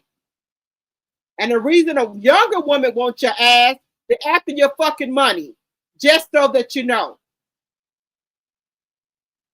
It beautiful inside and out. On top of that. But they say she broke, and they say Tracy It don't has matter. a lot of I money. tell you what. The people say what. she broke. They say I Tracy tell you what. is a producer. Everybody She has her own I don't company. know nobody. Who in the hell? Movie she do? Yeah, who in the hell want to date a lawyer or a judge with a bad attitude? Dion already took 10 steps ahead. According to the sources, they said before going under the knife, the Hall of Famer made a big decision. He banked his sperm, y'all, just in case the surgery impacted his ability, y'all, to have more children naturally. They say, quote, he discussed it with Karruche, the insider said, and they decided to do it. Is all this real? When they start, this is what according to sources, honey, they're saying, you know, this is all alleged and what have you. But they said Dion already have 5 beautiful kids, y'all. And while Karruche doesn't have any kids yet, they say she's definitely open, y'all, to have kids with Dion. So okay, let's talk about this. This is what is being reported. Let's just keep this real. Let's just keep this real, y'all. Let's just keep this a buck. Let's just keep this fucking shit real. I'm old school, okay? I'm born in 74. When a woman goes for older men that are younger, they going for the money. They don't care if this man is old on the motherfucking cane. They going after the fucking money. Let's just keep it a buck, okay? Let's just stop with all of the motherfucking the softness and everything. When a younger girl goes with the older man, they going with an older man for the credit, the lifestyle, and the fucking money. Let's just keep it a buck, okay? Okay, when a younger man goes with a 9 times out of 10 an older woman, okay, they going for the gift, the money, and the lifestyle. Because you got some old bitches out here, okay? Because if y'all don't know, women when they get older, they have a larger sex drive, okay? When men, sometimes their sex drive goes down, the woman's sex drive goes up. And their husband can't keep up with the older woman's sex drive for people who don't know, okay? So I'm just going to put the shit out there, okay? And so these low vibrational women buy men, give them gifts and stuff like that because they have the money to do so. So I'm just going to put the shit out there, okay? That's some men, okay? Some men, when they get older, they have a low sex drive. Not all, some. So some women have multi-million-dollar husbands that are worth a lot of money, but they're not performing in the bedroom. Okay? So they go and look for sex other places. Not to say they don't love their husbands, okay? But they go look for sex at other places because their husband can't keep up with them. Read about it. Women, as they get older, they have a higher sex drive. Husbands sometimes can't keep up, so they go out here. You hear allegedly about Shawnee O'Neal, right? The man said that Shawnee O'Neal was buying him watches, giving him money and things like that for sex. That is true. I told y'all I was out there in the front yard doing fucking cartwheels. I'm 51 years old. I can skate. I can bike. I can play double dutch. I can jump rope. I don't know what it is. I don't even feel like I'm 51 years old. We just have a high, I don't know. Look, I'm just being real with y'all, as raw as I can be with y'all. Women, when they get older, they have a higher sex drive than men. Just being real. Maybe this is too raw for some people, but I'm keeping it real with y'all. I believe that man was what he said about Shawnee O'Neal. She was buying them watches, clothes, giving them money and stuff like that. Because maybe Keno, the pastor, wasn't fulfilling her appetite, allegedly, for her sex drive, what she wanted done in the bedroom. Just saying.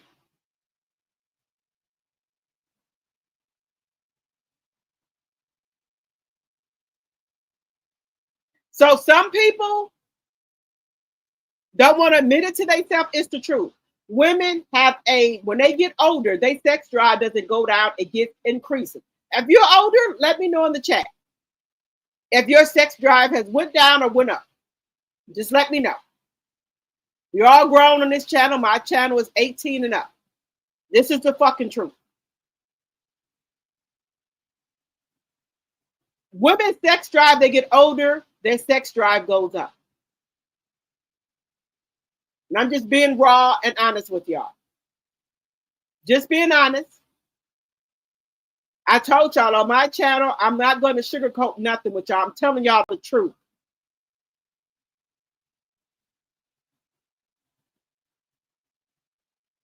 Our sex drive doesn't go down. It gets higher. I don't know if it's just for African American women. Maybe it's not for Caucasian or other nationalities. Maybe it's just Caucasian. I mean, Black American women. I'm just telling you the truth. We don't need no medication or none. Black American women. I don't know. I don't know if it's Black African, but I know Black American women. Their sex drive. We don't need anything. We get older, it gets higher. We don't need medication or anything. We got this. Now this channel is for 18 and over. Okay? I'm being real with y'all. Some people, if you don't like it, I'm sorry.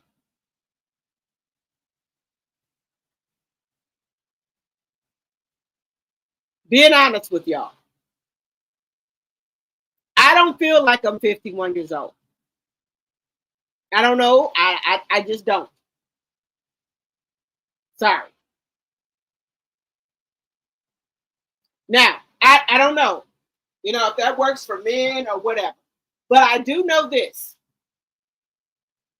Y'all think we ain't, you know, our 70 people, women, you know, we think we just ain't been out there in the streets or been out there or whatever. We've been out there too. Okay?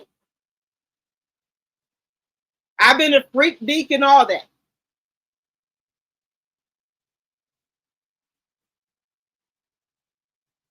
Was I out there running around with wet t-shirts on? No. Was I out there freaking it up? No. But I done seen some things that freak me. You think I ain't been to Atlanta with the freak deeks? Hell yeah, I've been there. But was I running around there doing all types of shit? No.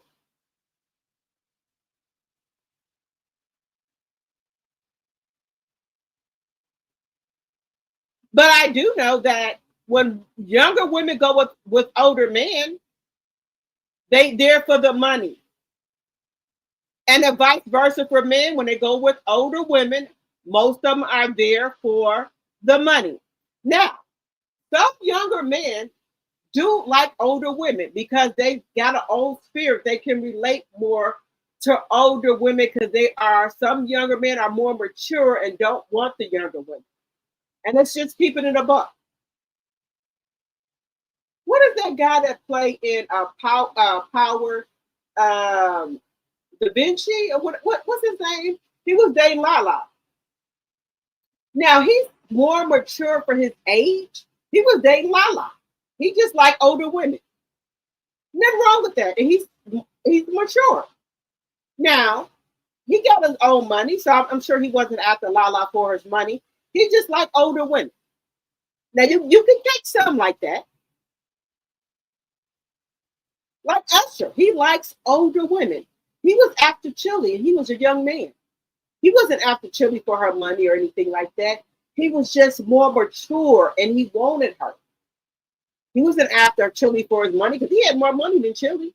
He could have been with any woman he wanted, but he was just infatuated with Chili. Okay? So you do have some young men out there that they're not after older women for their money. They just like older women. Okay?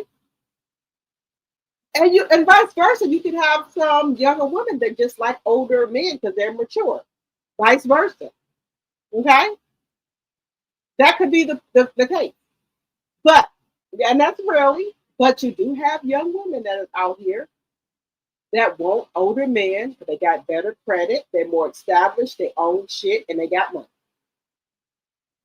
And that's been forever.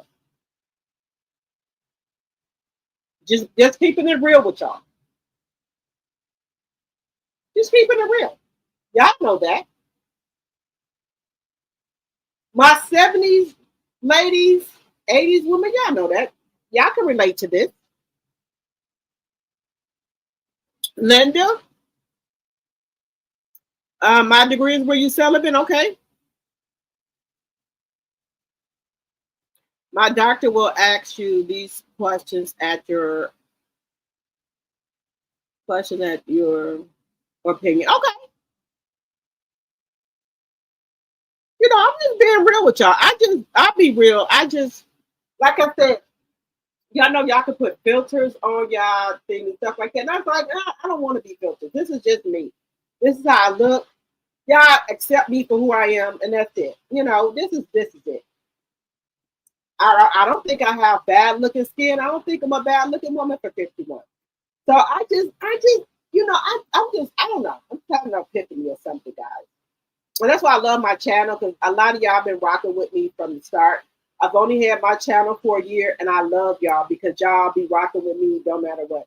This is just who I am. I don't want to have filters on. I just want y'all to see me for who I am. That's it. This is it. Let me just come on back on here. I just want y'all to see me for who I am. This is how I look. I'm 51 years old, and I just want y'all to like me and see me for who I am. This is how I look. I have no filters, no nothing. And this is just who I am, y'all. I just want y'all to like me for who I am. You know, I don't want no sugar coated, no nothing. This is just the raw me of giving y'all who I am. That's it. And, you know, some people going to like me, some people not going to like me. But the people who have been rocking with me for a long time, it is what it is. Okay? This is all it is. This is who I am. I come on here and I try to give y'all real content and give y'all my opinions about shit. It just is what it is. Some people want y'all to come on here, but you know, sometimes like, I don't want to come on live because I don't have no makeup on, I don't have no concealer on. I don't have no concealer on today. I've been trying to take care of my skin and stuff like that. So this is my skin. I don't think it's bad looking. I have no concealer on today, and I've been putting stuff under my eyes and stuff like that. But this is just me. This is who I am. I don't have bad acne or anything like that. This is just who I am. No filters, no concealer. I said, let me just give my members the raw me. And I've been putting stuff under my eyes, trying to, you know, get the blackness off, you know. But this is it. This is who I am. Either you take it or leave it, you know. So people, you know, this is just it, you know. This is just it. And sometimes I don't want to come on camera because I don't have any makeup on. I don't have any concealer on. Well, hey, fuck it. This is what it is. I know some people that's older than me and got fucking bad skin, you know, and I don't think I have bad skin. And this is me with no filters on. I don't think my skin that bad, but I do have some bags and stuff like that, some darkness, and I'm 51. So whatever. This is it. This is what y'all get. My light went on. This is what y'all get. You know, some people gonna like me, some people not. And that's, you know, and some people, everybody's not gonna like you on the internet. I have to learn that. Some people are not gonna like you, and that's okay. Some people are not gonna like you on the internet, and that's okay. Because everybody try to come on the internet and look good and whatever. But I want to be able to just give y'all the raw, true me. Like, I don't have any concealer on today. I don't have any makeup. This is what y'all get. And I don't think I have bad skin or anything like this. This is what y'all get. This is just the true me. This is what y'all get. This is it. You know, some people might not like it. Some people might like it. This is just it. I have no concealer on, no makeup on. This is just my skin. And I think I've been doing a good job with 7th Avenue Beauty for my skin, but I'm still working on my darkness under my eyes. Still working on that and trying to get more sleep and drink more water. This is just it. I don't want to, I don't want to be where I have to put on makeup every time I see y'all or put on makeup every time I walk out of my house. I don't want to do that. I want to be able to, if I have to go somewhere, I don't want to put on makeup all the time. There's nothing wrong with my skin. I have no holes in my skin. I have nothing. So this is my face. I have dark spots under here. I don't want to do all that, y'all. I don't. I don't want to do all that. This is what you see is what you get.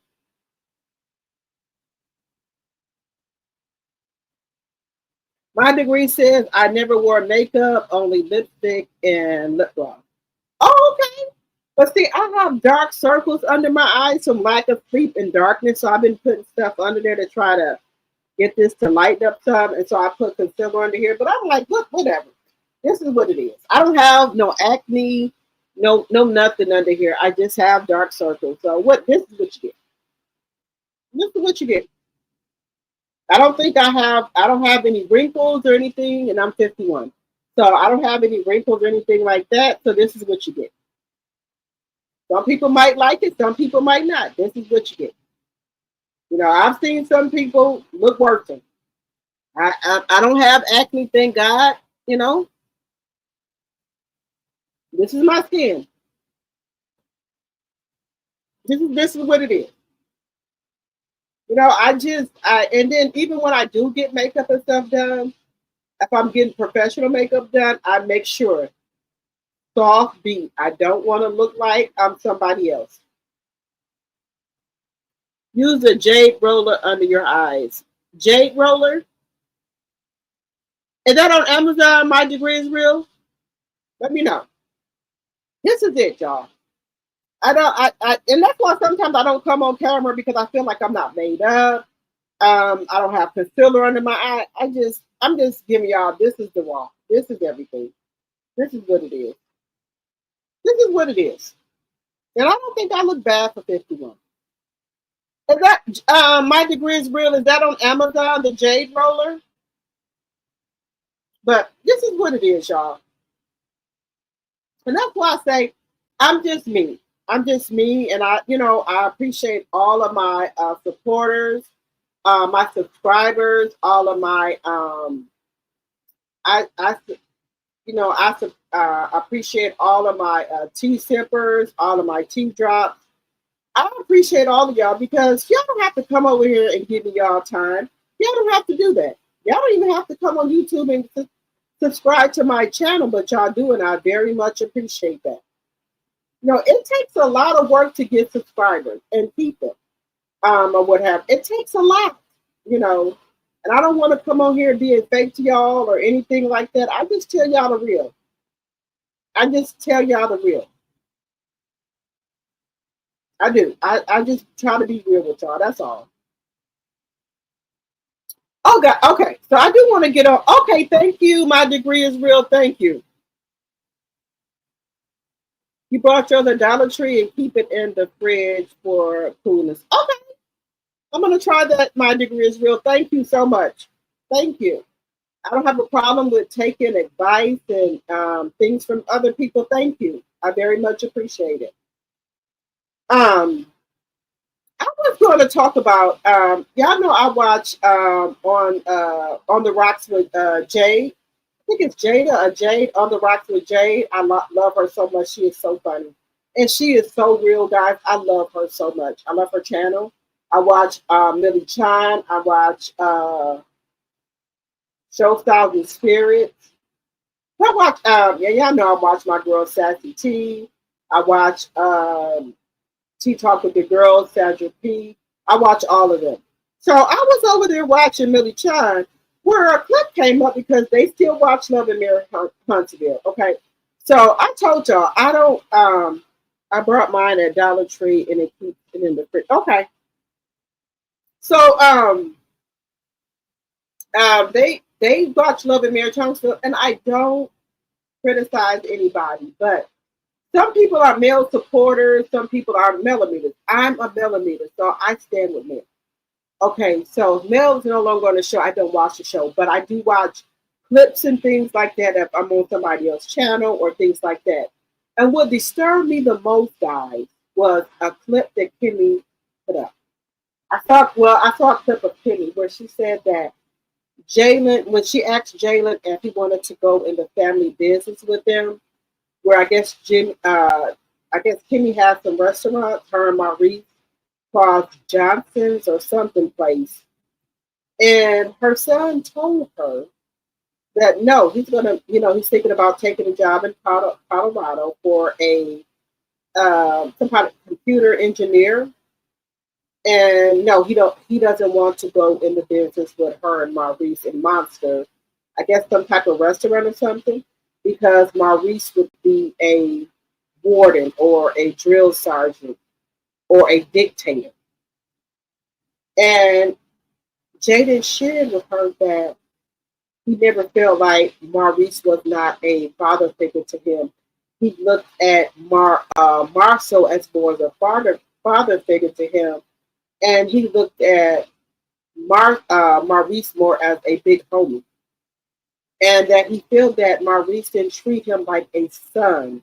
He felt like Maurice loved his son more, Monster, and that he made him do most of the housework while his son Monster saved there and played video games. And he told Kemmiie, Jalen, her son, told her how he felt that Maurice made difference between him and Monster, and that he didn't look at Maurice as a father figure. He looked at him more as a big homie. That just broke my heart. That your son is telling you that he don't see your husband as a father figure. He sees him more as a big homie. And he's making him do most of the housework, and he's not making his son do nothing. And you sat there and let your son go through that? Bitch. Y'all, I'm going to have to go.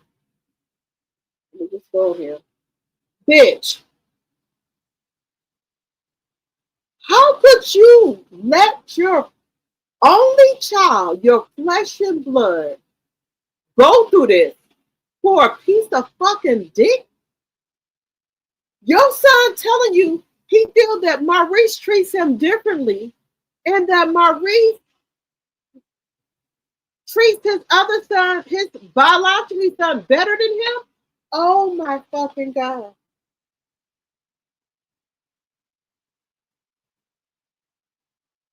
Bitch.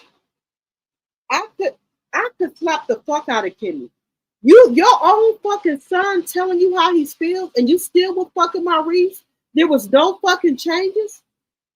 Oh my God. I'm just, no, I have to come off camera. Now, yeah, I know it's no secret to me, y'all. My oldest son is not by my husband.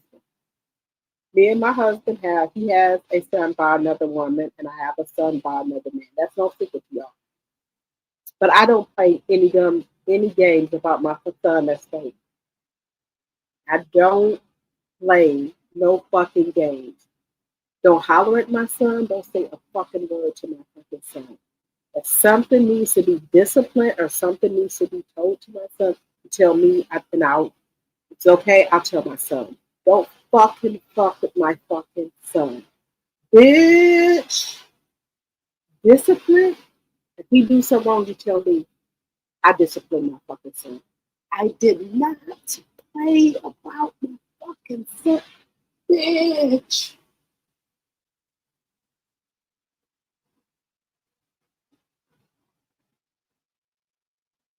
Now, I have 2 kids by my husband. I have 1, and then my other son is not my oldest. But bitch, let me tell you one type of thing about me. I made sure my son was completely comfortable. I made made sure my son would feel no mistreatment. I talked to my son every day. I made sure he didn't feel like he was being mistreated or anything. If there was any discipline, anything, I did it. And then vice versa with his son. We disciplined our own sons. Now, some people might not agree with that, but this is what works for our household. Don't touch my fucking son. Any discipline needs to be done, I will do it. Vice versa for his son. No one is to touch my motherfucking son. And I meant that. He did something, you fucking tell me. Don't touch my son, don't holler at my motherfucking son. People might not agree with that, but that's what worked for our household. And vice versa with his son. We don't call our kids step-kids, but as far as discipline, hollering, or something to be done, if you're going to tell my son to do something, my son was very respectful, he did it. But if it was out of line or something like that, my son had sense enough to tell me. I do not play no fucking games with my fucking son. Now his kids, okay, whatever. But my oldest, oh no. No man. No. No man. I did not for 1 second. You say what? He told my son to do something, and if it was reasonable, okay. But you're not gonna fucking tell my son to do some shit, and you're not telling your own motherfucking son to do some shit. We wasn't playing those type of games, and I stood 10 toes down on that motherfucking shit. My son did something, but my son was, he didn't really do anything. If he did something, you tell me. Don't say a fucking thing to my mother. You tell me, and I bitch, I don't, bitch. Because y'all know why I was like that? Because I saw my cousin go through that. When my first cousin, she got with another man, she had 2 more kids by her. And her fucking boyfriend would beat the fucking shit out of her oldest son that wasn't him. When her son would get into it, he would jump on him the most, holler at him all the time. And I said, if I ever got in that predicament, I would not do that to my son. And I lived up to that. He would always yell at her son, but act like his son didn't do nothing wrong. Baby, when I got in that predicament with my son, and I had another son that wasn't his, don't say anything to my son. If he do something, you tell me. Don't touch him, don't yell at him, tell me. Because I wasn't going to relive what my cousin did. She would never say nothing to her man, but he would always yell at her son, but not his son. That's why I said I grew up and learned a lot of shit. Don't say a fucking word to my son. And you didn't say nothing to your son. My son do something, tell me, and I will discipline. Don't holler, don't say shit to my son. No, we had no problems. People need to know. And I'm so mad at him. You sat there and let a motherfucker disrespect and mistreat your motherfucking son, bitch. Bitch. Jalen even said it. He said that he treated me different from Monster. He would make me wash dishes and clean up and do everything when his son would sit there and play the video game. And this motherfucking lemon-head bastard at his confessional said, well, each kid needs to be parented differently. He turned out all right. Bitch! I do not preach violence on this channel. But baby, I could have bust Maurice motherfucking head open. Bitch, don't play with my motherfucking son, bitch. Kemmiie is a motherfucking bitch. when your son, the thing is, her son told her, and Kemmiie admitted it. She said, my son told me that he was treating Monster different than me. And this bitch didn't do nothing about it. So then, like I said, I watched Billy Chung chat. They went to dinner. Marcel said out of his own mouth, and Letitia said that Marcel was like a dad to Jalen. Oh my God. I don't like any of them, but I felt that because I have a son that's not by my husband. But you best believe my husband treated my son like he was his son. He never said stepson or nothing. He said my son. He never said stepson or anything. But for Marcel to say it, and Letitia to say that Marcel treated Jalen like his son, like that was his oldest son, and Kemmiie. And what Marcel said was that their parents treated Maurice like he was a light-skinned person, light-skinned son, like he was the golden boy, like he could do nothing wrong. He didn't have to do no chores or nothing. Marcel and Maurice got into it. The colorism thing. Because he was light-skinned, they treated him like he was a golden child. Maurice, he going to bed. No, that didn't happen. You're lying and all this and that. Millie Chum played the clip, and that's what I'm talking about. I didn't watch it, but Millie Chum played the clip. Maurice got offended by it because Marcel said that he acted like a father to Jalen. Maurice was mad about that. But Maurice told him. He said, you never take accountability for shit. That's why nobody in our family will work with you except our sister, Minnie or whatever. Nobody will work with you because you act like a fucking dictator. I'm glad Marcel stood up to Maurice and told him. But that motherfucking Kemmiie is a dumb bitch. Dumb bitch. To sit there and let your motherfucking son go through all that shit while he was little. And you sat there and raised fucking Monster and he treated your motherfucking son like a fucking doormat. Bitch, I cannot do it. Jalen said that Maurice treated him like a fucking doormat. Made him do all the cleaning and everything while his fucking son sat there and played video games. I can't. And Letitia was mad. Letitia said, well, he's acting like a father figure. I wish he acted like a father figure to our kids.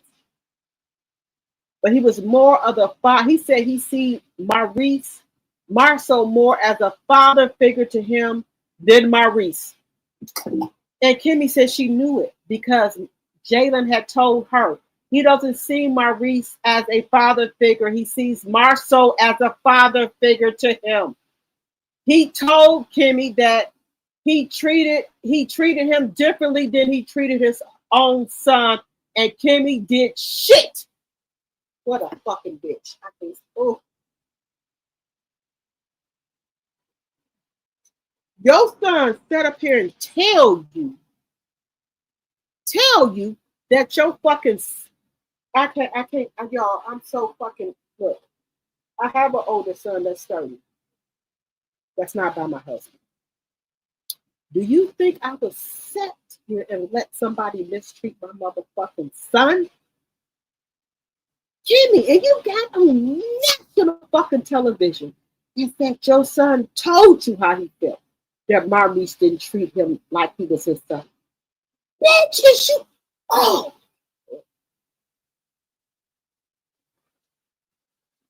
How many of y'all in this chat, if your child was not by your husband and your son got up here and told you how your husband treated him differently from his son, would you still be married to this motherfucker? Bitch, look. Bitch, I would have been downtown. Look, I would have gave him a chance to fix himself. If he didn't, I would have been downtown filing for divorce. Because I'm not going to let no motherfucker mistreat my motherfucking son. No, my son, a motherfucking daughter. Yes, Deborah, she should be fucking embarrassed. She got on national TV, even in her confessional. She said, yes, my son talking. Kemmiie got in her fucking confessionals and said, yes, Jalen talked to her about how Maurice treated him. She got in her confessionals. Even she said it when her and Scott 1.0 and 2.0 went out for dinner. She said it again that Jalen came to her and said that Maurice treated him differently from Monster. That he made him do all the work and let Monster sit in there and play games, bitch. And your son came to your stinking ass and you did shit, bitch. I'm sorry, God, about the cussing. I do apologize. But your son came to you and you did shit because you want to stay married to this meatball head, lemon head son of a bitch. Oh my God. Just think about what your son went through. He said he would call and ask Maurice about Kimmie's cancer, and this bitch wouldn't tell him a motherfucking thing. Bitch.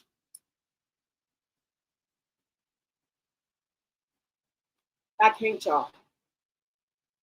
I cannot. What type of fucking mother is you, bitch? What type of fucking mother are you? Is you that hard up for a motherfucking piece of dick or a fucking husband, bitch? When your son, your only son, your own flesh and blood is telling you how your husband is doing him? And you sit there and raise his motherfucking son? Bitch. Bitch. Y'all, I cannot. I do apologize for my language, y'all. I do apologize for my language. Bitch, and you sitting here taking care of his motherfucking son, cooking breakfast, lunch, and dinner, doing laundry and everything. He treating your motherfucking son like a fucking doormat in y'all house? Because y'all remember, Kemmiie had that house before Maurice came there. You and your motherfucking son came in that motherfucker. That Kemmiie and her motherfucking son house, bitch. Bitch, I can't.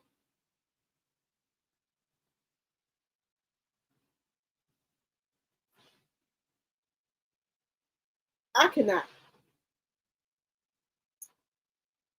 And he tried to make Kemmiie quit her job before she paid for her son college. She said she promised herself that she would pay for her son college so he would have no student loan bill.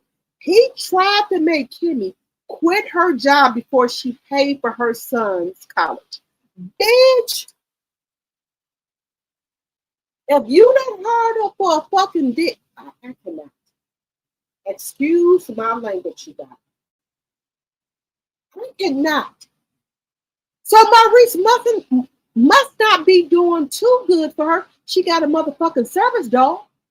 So what the fuck you got a fucking service dog for and you got a fucking husband? What the fucking service dog for? What is the fucking service dog for? Maurice don't got no motherfucking cases. He can be the fucking service dog. Bitch, I cannot.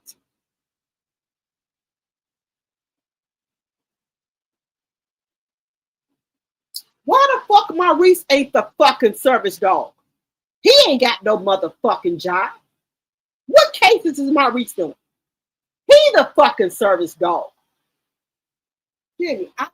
Look, I do not promote any violence on this channel. I can wring her motherfucking neck. You let a bastard sit up there and treat your motherfucking son like that, bitch. A motherfucker come into your house that you bought for you and your son and run shit, bitch? Bitch, I think not.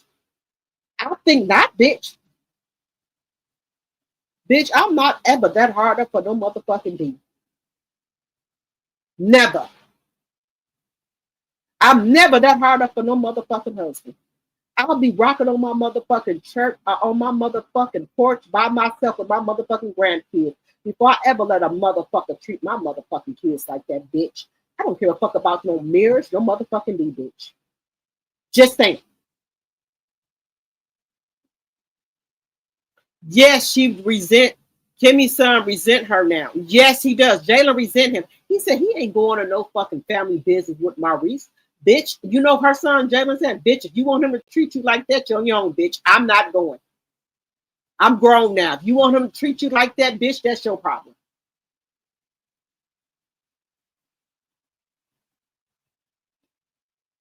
You said, I heard Kemmiie and CK had an interview today and they talked a little about Melanie. So I didn't see that, Sonya. They did. It was on the Morning Hustle and Breakfast Club. The interview on the Morning Hustle is very telling. Nanny of the Marines. Hey, I haven't seen you in a long time, Nanny of the Marines. Hello. You said Kemmiie is the type of woman who will always choose a bitch ass nigga over her own child. She is a doormat. Let me tell you one motherfucking thing. Like I told y'all, I don't play no motherfucking games about my fucking kids. Bitch, if my son, I know my oldest son is not by my husband. If my son would have ever came and said something like that, bitch, if he didn't change, I would have been downtown at James Logan Street. That's the courthouse. Divorcement. I don't play about my motherfucking kids. Bitch. Ooh, my motherfucking head is about to pop off, y'all. I don't play about my fucking kids. I don't give a fuck about a piece of dick. I don't give a fuck. I don't care if I ever get it. I'll be on my fucking front porch rocking back and forth in my motherfucker. I don't give a fuck. My kids, I don't fight. What the fuck she need a service dog for? She got Maurice, he's a fucking service dog.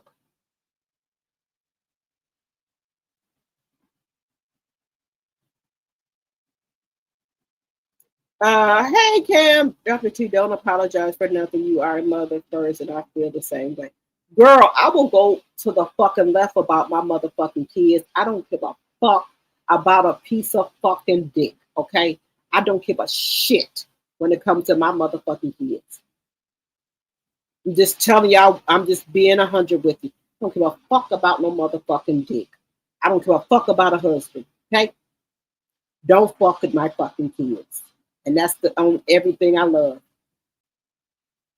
Happy Tuesday. Hey. I don't care. I don't fucking care. Fuck you. Kemmiie. You know what? These women is, I don't know. I'm confused with this whole situation. Is you that desperate to say you got a husband? Because I'm going to tell y'all something. These women is so desperate for a fucking husband. Girl, when they get a fucking husband, they don't even call the man by his name. My husband, my husband, my husband. I be saying, don't your husband got a name? Hey, what John at? What Tevin at? What Kevin at? What Sam at? Ain't that your husband's name? Why the fuck you gotta keep saying your husband? We know he your fucking husband. Why the fuck you gotta keep saying your fucking husband? We know he your fucking husband. Why the fuck you gotta keep saying your fucking husband? You that fucking desperate for a fucking husband. You gotta keep saying your fucking husband. You can't say his fucking name. That ooh, I can't take it. Y'all, I can't take it. The vice versa. A lot of men say they fucking wife. Look, fuck, I got a fucking name, okay? You don't have to keep saying your fucking wife. I have a fucking name, okay?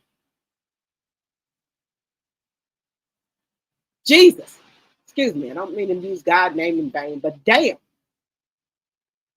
These women that keep saying they husband or these men that keep saying they fucking wife. Your husband and wife got a damn name. These motherfucking women they ain't used to shit. Like people get on here if they go out to eat somewhere. They gotta post all their fucking food like you never been to a fucking restaurant before. They post every motherfucking thing. A pair of shoes. You ain't never had a fucking pair of shoes in your fucking life or a fucking pocketbook or a fucking purse. You gotta post every fucking thing. Like you ain't used to nothing.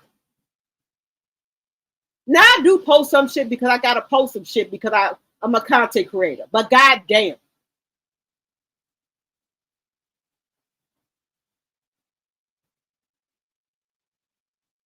Damn. I'm telling y'all, one thing that hurts me, I hate a poor woman that keeps saying they husband. Okay, we get the picture. You married, you got a husband.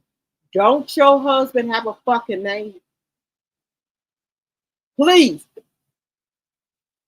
Don't keep saying your fucking husband. That irks the fuck out of me. Your husband has a name. What is the fucking name on his fucking birth certificate? I can't take it, y'all.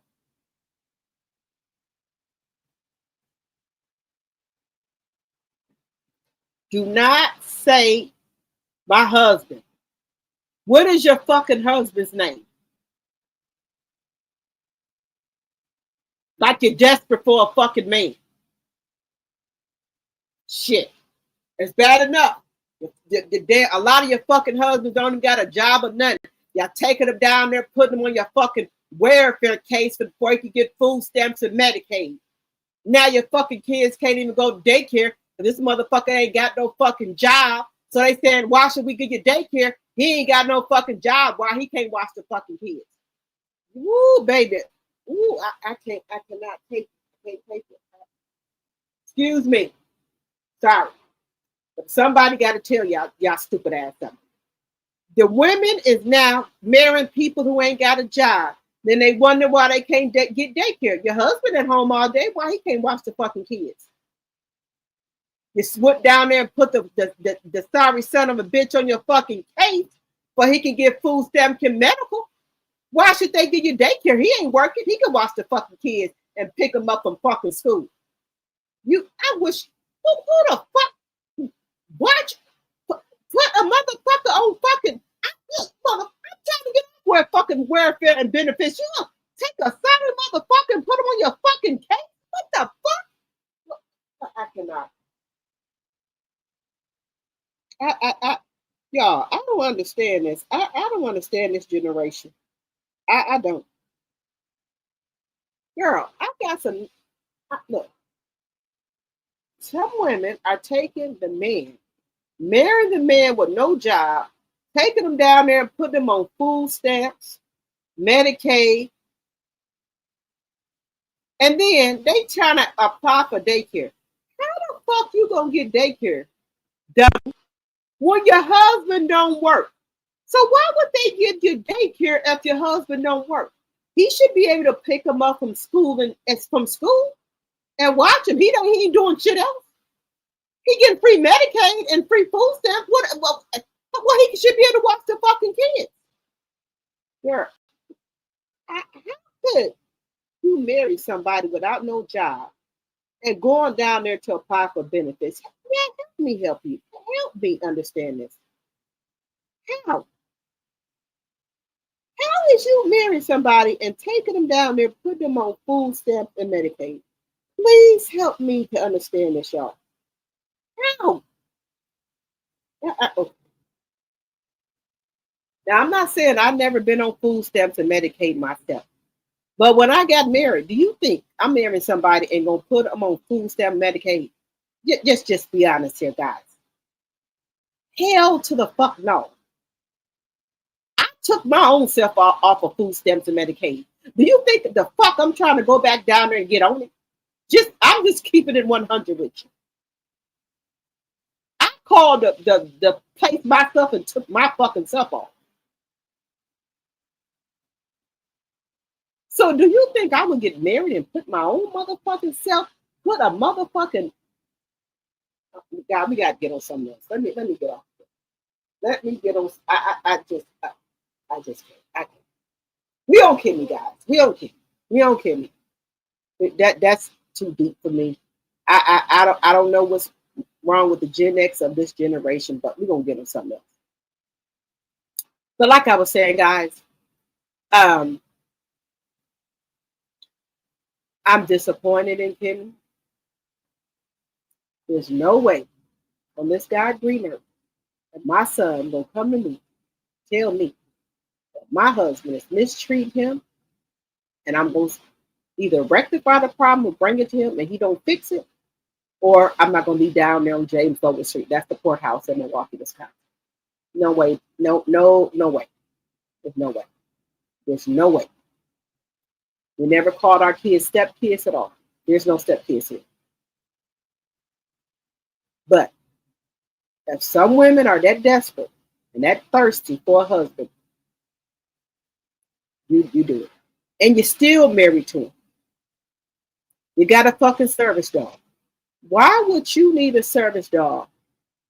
What's your husband doing? Where is he going every day? Hear about no cases he got. He could be the fucking service dog. Just saying. But I hope I never in my life get that desperate where I will turn on my kids, everything, just to be married. Like I told y'all, I don't have no problem with taking myself out to eat, taking myself to the movie, going on a trip by myself or whatever. Also, there's the Rose, and they got other toys. I have no problem, y'all. Before I let a motherfucker mistreat my fucking kids. And I'm just keeping it 100. If I had to leave my house and go move back in an apartment, get me a condo, that's what I got to do. Sell my house, that's what I got to do, y'all. I'm not letting no motherfucker run over me and mistreat my fucking kids. I'm sorry. I had to get out of that. You know, I had a thing where, what are people going to think about me? What are they going to say? I don't give a flying fuck a rat's ass what nobody fucking say about me. I need peace. I don't care. I don't fucking care. Yes, I own my house, but I will sell this money. I don't give a fuck. If I had to get me a condo or whatever, and then you got to wait a couple of months before you can buy another house, that's what I got to do. I don't give a fuck. I don't fucking care. It is what it is, y'all. Whatever. I don't care. Before I let a motherfucker treat my motherfucking son that way. And I was like that, y'all. I was. I'm being truthful with y'all. You know, what people gonna say? My marriage still lasts. I sold my house, because I own my house. Well, the bank owns it. I pay a mortgage. Let's just keep it 100. The bank owns it. I pay them a mortgage. Okay? Who would people say? I don't give a fuck. I really don't. I don't give a fuck no more. I don't. I don't. I don't care. So I let a motherfucker mistreat my fucking son. And I'm just keeping it real with you. Yes, I can't do nothing else but keep it real with y'all. Fuck that. But when the house is gone, the job is gone, I still got my kids. Look, and I tell people this. A marriage can go or come, but your mama, your sister, your brother, your kids gonna be their family. You can get a divorce right now, your husband going on about his business, but who's still there? Your kids, your mama, your daddy, your kids, your brother and sister. And you know, some things I don't agree with in the Bible, that you're supposed to go and cling to your husband. You can get divorced from your husband all day long. Who's gonna still be there? Your sister, brother, aunt, uncle, mother, daddy. So that's one thing that I disagree with. Your sister and brother live forever. Your kids are forever. Now that's one thing I have to, I have some reservations about. When you get a divorce, who there? If you're crying or weeping or unhappy, your sister, your brother, them, your mother, your daddy, them, aunts and uncles. That man is going on about his business. Who do you have to cry to? Your friends, your brother, your sister, your kids, and everything. They're gonna be there regardless. Get married to somebody else and things don't work out. Who is there? Your kids, your brother, sister, mother, cousin, auntie, uncle. So they're gonna be there always, despite your husband. So that's one thing I got reservations with, guys. Y'all let me know what y'all think about that. Just saying. Just saying.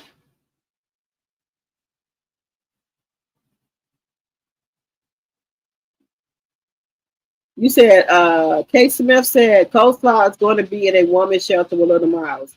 You mean Spider-Man, Miles Morales, K. Smith? Show this. My husband, while the husbands cares nothing about them. You right about that, K. Smith. Hello, welcome, welcome. Are we sure the Beatles and Butterball really married? Still say Kemmiie never had breast cancer. Okay. You said men come and men go. Right. My degree is real. Yes. I'm still trying to process. And I'm not saying that Kemmiie didn't have breast cancer, but I just don't, you had that gut feeling. I just don't feel it in my gut that Kemmiie had breast cancer. Because if that happened to me, I'll be doing all type of things on my Facebook, my YouTube, things, trying to promote that, trying to do, spread the awareness, all different kind of things. And they just don't, I could be wrong. I'm just saying allegedly, in my personal opinion. I can have an opinion. It just don't seem like that to me. But I could be wrong. This is all alleged. Yes, men come and go.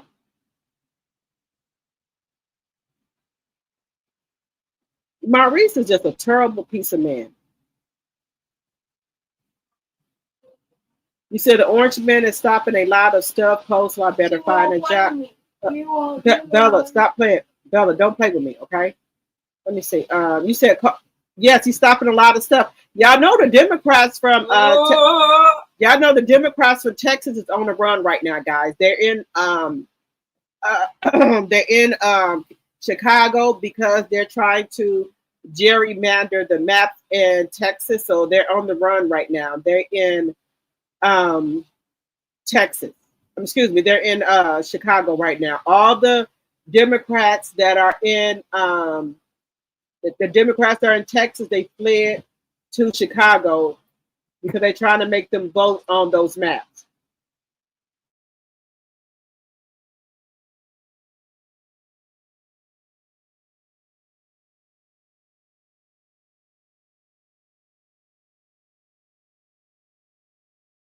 So yes, guys, they are in all the Democrats that for Texas are in Chicago. They fled because they're trying to make them vote on those gerrymandered maps.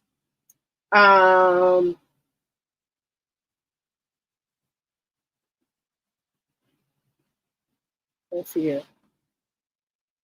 I hope the number below 100K. Let's see here. It's alleged that when the ratings come in, OWN Network is thinking about canceling that show. I hope so, Linda. I hope so. Kemmiie really is pathetic. She needs to get off Melanie's show. They all do. You right about that, K. Smith. Oh, baby, this live is 100. Okay, Glammy. All right. Happy Tuesday, Nanny of the Marine.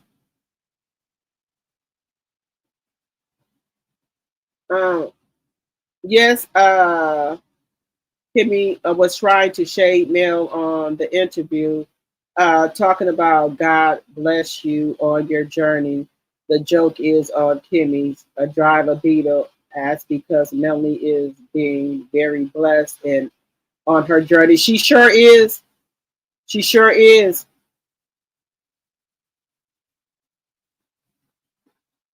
I'm gonna have to listen to that, Linda. About that you said the morning. What is it called? Let me see.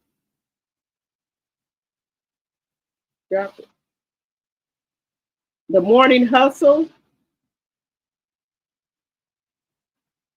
Okay, I'm gonna have to listen to that, guys. The Morning Hustle. Can somebody pin that in the comment or drop that in the comment for me? The Morning Hustle. I need to listen to that.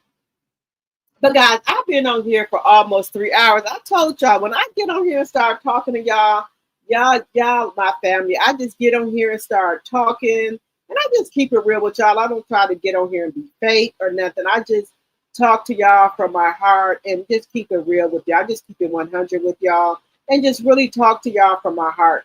I don't try to be fake or phony or put on no, show. This is just me talking from my heart. Talking to y'all like I'll talk to my sister, brother, cousin, sister, friend. I just talk to y'all like that. And I made a point. I said, when I get my own channel, I'm going to talk to my subscribers or people that come on my channel like I would talk to a friend, family member. So that's how I said I was going to talk when I got my own channel. And so that's how I've been doing it ever since. Talking to y'all like I would talk to my family member or anybody else. And that's real.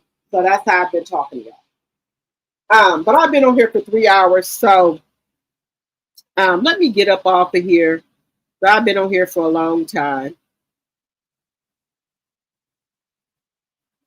You said, why is CK always going to interview with Reed Clown? Seems like he lost his only star who could hold her own. You right about that, Nanny of the Maroon. Baby, Melanie, like she said, is only going to ever be one of her. She can never be replaced, and that's it. And some people, y'all, have that it and star factor about them. And I'm not trying to be shady. It's just nobody on that show that have that it factor or that star factor about them like Melanie did. Just there. It's just a fact. And I'm just keeping it 100. You said Hot Wheels is trying to redistrict the maps here in Texas for 5 seats. Yes, I heard about that. And that's why the Democrats have fled to Chicago. But, Linda, they said if Hot Wheels do that, Gavin Newsom said, y'all want to play games? They said, y'all want to play games with the map? Gavin Newsom said, y'all want to play games with the map? He said, well, I'll do one better. I'll redistrict the maps of California. Chicago said, y'all want to play games? I'll redistrict the maps of Chicago. So all the Democrats said, y'all want to play games like that and not follow the law? They said they'll go ahead and redistrict the maps of all the blue states. They said the blue states said they'll go ahead and redistrict the maps and take 5 seats from the Republicans. So y'all want to play dirty? The Democrats said the gloves are off. They said they done following the rules. They said if Trump want to take 5 seats from Texas, they'll take 5 seats from California. They'll take 5 seats from Chicago. And any blue states, they'll redistrict the maps like Georgia is doing. Since y'all don't want to play fair, they said they ain't gonna play fair either. They're gonna take 5 seats from the Republicans in every blue state. They said, come on with it. They said y'all wanna act crazy. They gonna act crazy too. They said they tried to play by the rules with y'all and live, and abide by the Constitution. But Gavin Newsom said the gloves are off. He said if Georgia take 5 seats from them, he said he's gonna redistrict the map and take 5 seats from California. Chicago said, y'all want to play? We'll redistrict the map and take 5 seats from the Republicans. He said, come on with it. So every blue state said, if Donald Trump want to call for 5 seats, they're going to take 5 seats because they got the majority. They're going to take 5 seats too. They said, come on with it. I'm proud of the Democrats. Y'all sit there and play stupid all y'all want to and let these fucking Republicans run over your ass. I'm finally seeing y'all gonna fucking take the gloves off and fight. Okay, come on with it then. His orange face, Cheeto face ass, don't say it in public. I want 5 seats. And Governor Hot Wheels gonna say, okay, we're gonna redo a redistrict. Okay. Gavin Newsom said, okay, y'all wanna do that? Okay. I'll redistrict our maps too. Chicago said we'll do it too. Since y'all wanna play, okay, we'll do it. We got a majority too. We'll do that too then. So you wanna play, and we'll take 5 seats too and redistrict the maps too. Okay. That's what y'all want to do? Okay, we'll do it too. Come on with it.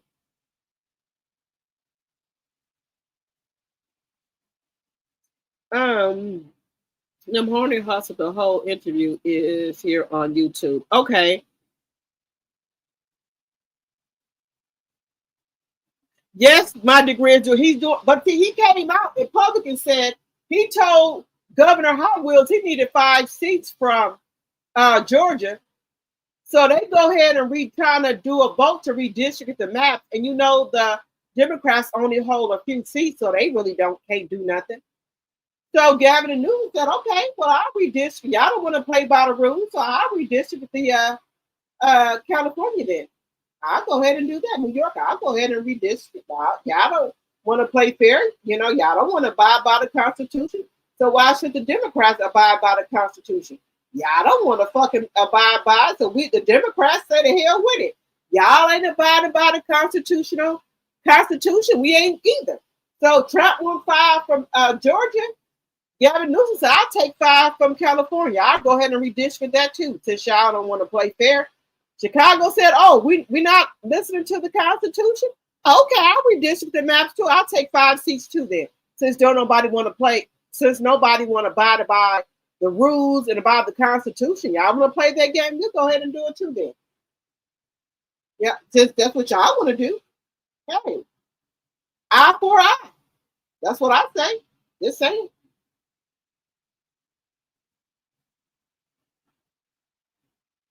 Yeah, New York governor is on what California governor is on, my degree bill. I'm on what y'all on.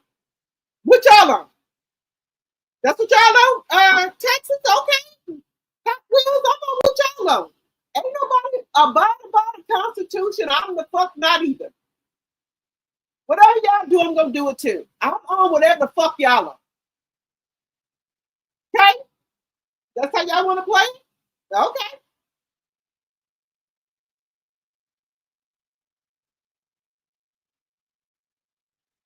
I have to buy more toys to protect my property. Now I have a friend putting up security cameras. Oh, I'm sorry to hear that, Linda Galman. I'm going to keep you in prayer. I'm so sorry to hear that.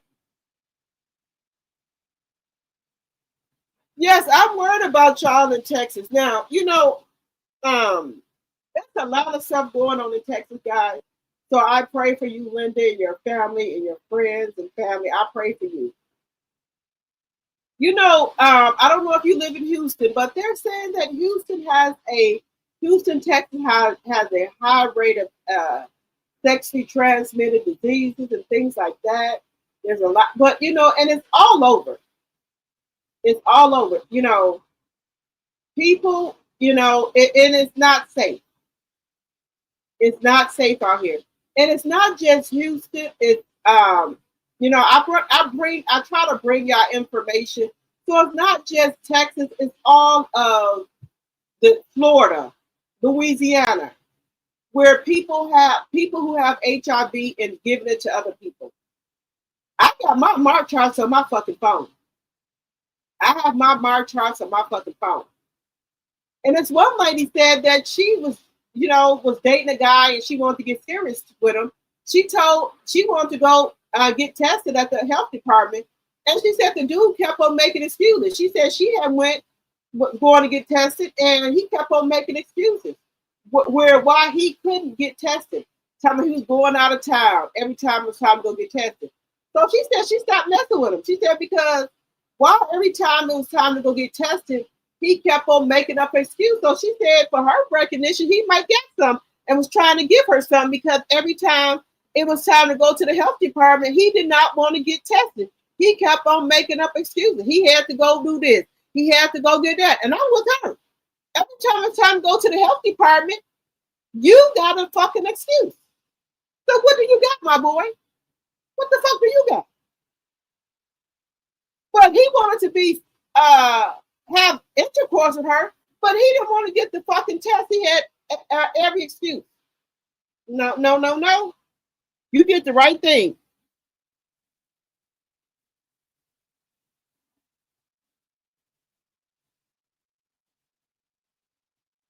You said Muskrat admitted it to rig the 2024 election. Right. I knew it. That's a good idea, Linda Gamma. Those people know they can't win fairly. Know your status and protect yourself. That's right, my degree is real. If they can't bring up their my chart, or they can't go to the health department and get tested, and you know what's up. You know what's up. You know what's up. It was a man on TikTok who said, if you come into Houston, you come here and party, don't get involved with nobody here. He said, because more than likely they got something. That's what the man from Texas said. He said, come here and party, but don't get involved with nobody, because most likely people, in Houston got something. He said our health department is full, and we got full of STDs. I'm not saying it. That's what the man from Texas said on TikTok, y'all. All right, y'all. It's not just Houston. It's all over Texas. Yeah, I said it. Look, y'all. I'm fine with the Rose or whatever else they got. I'm okay. If you can't go to the health department to get tested, you can't bring up my chart, then there's a problem, Captain. Just saying. Just keep where your my charts at. Everybody got my charts on their phone, or they got a health department in every city. Just saying. Anybody can go to the health department at any time. Y'all can walk in there together. Just saying.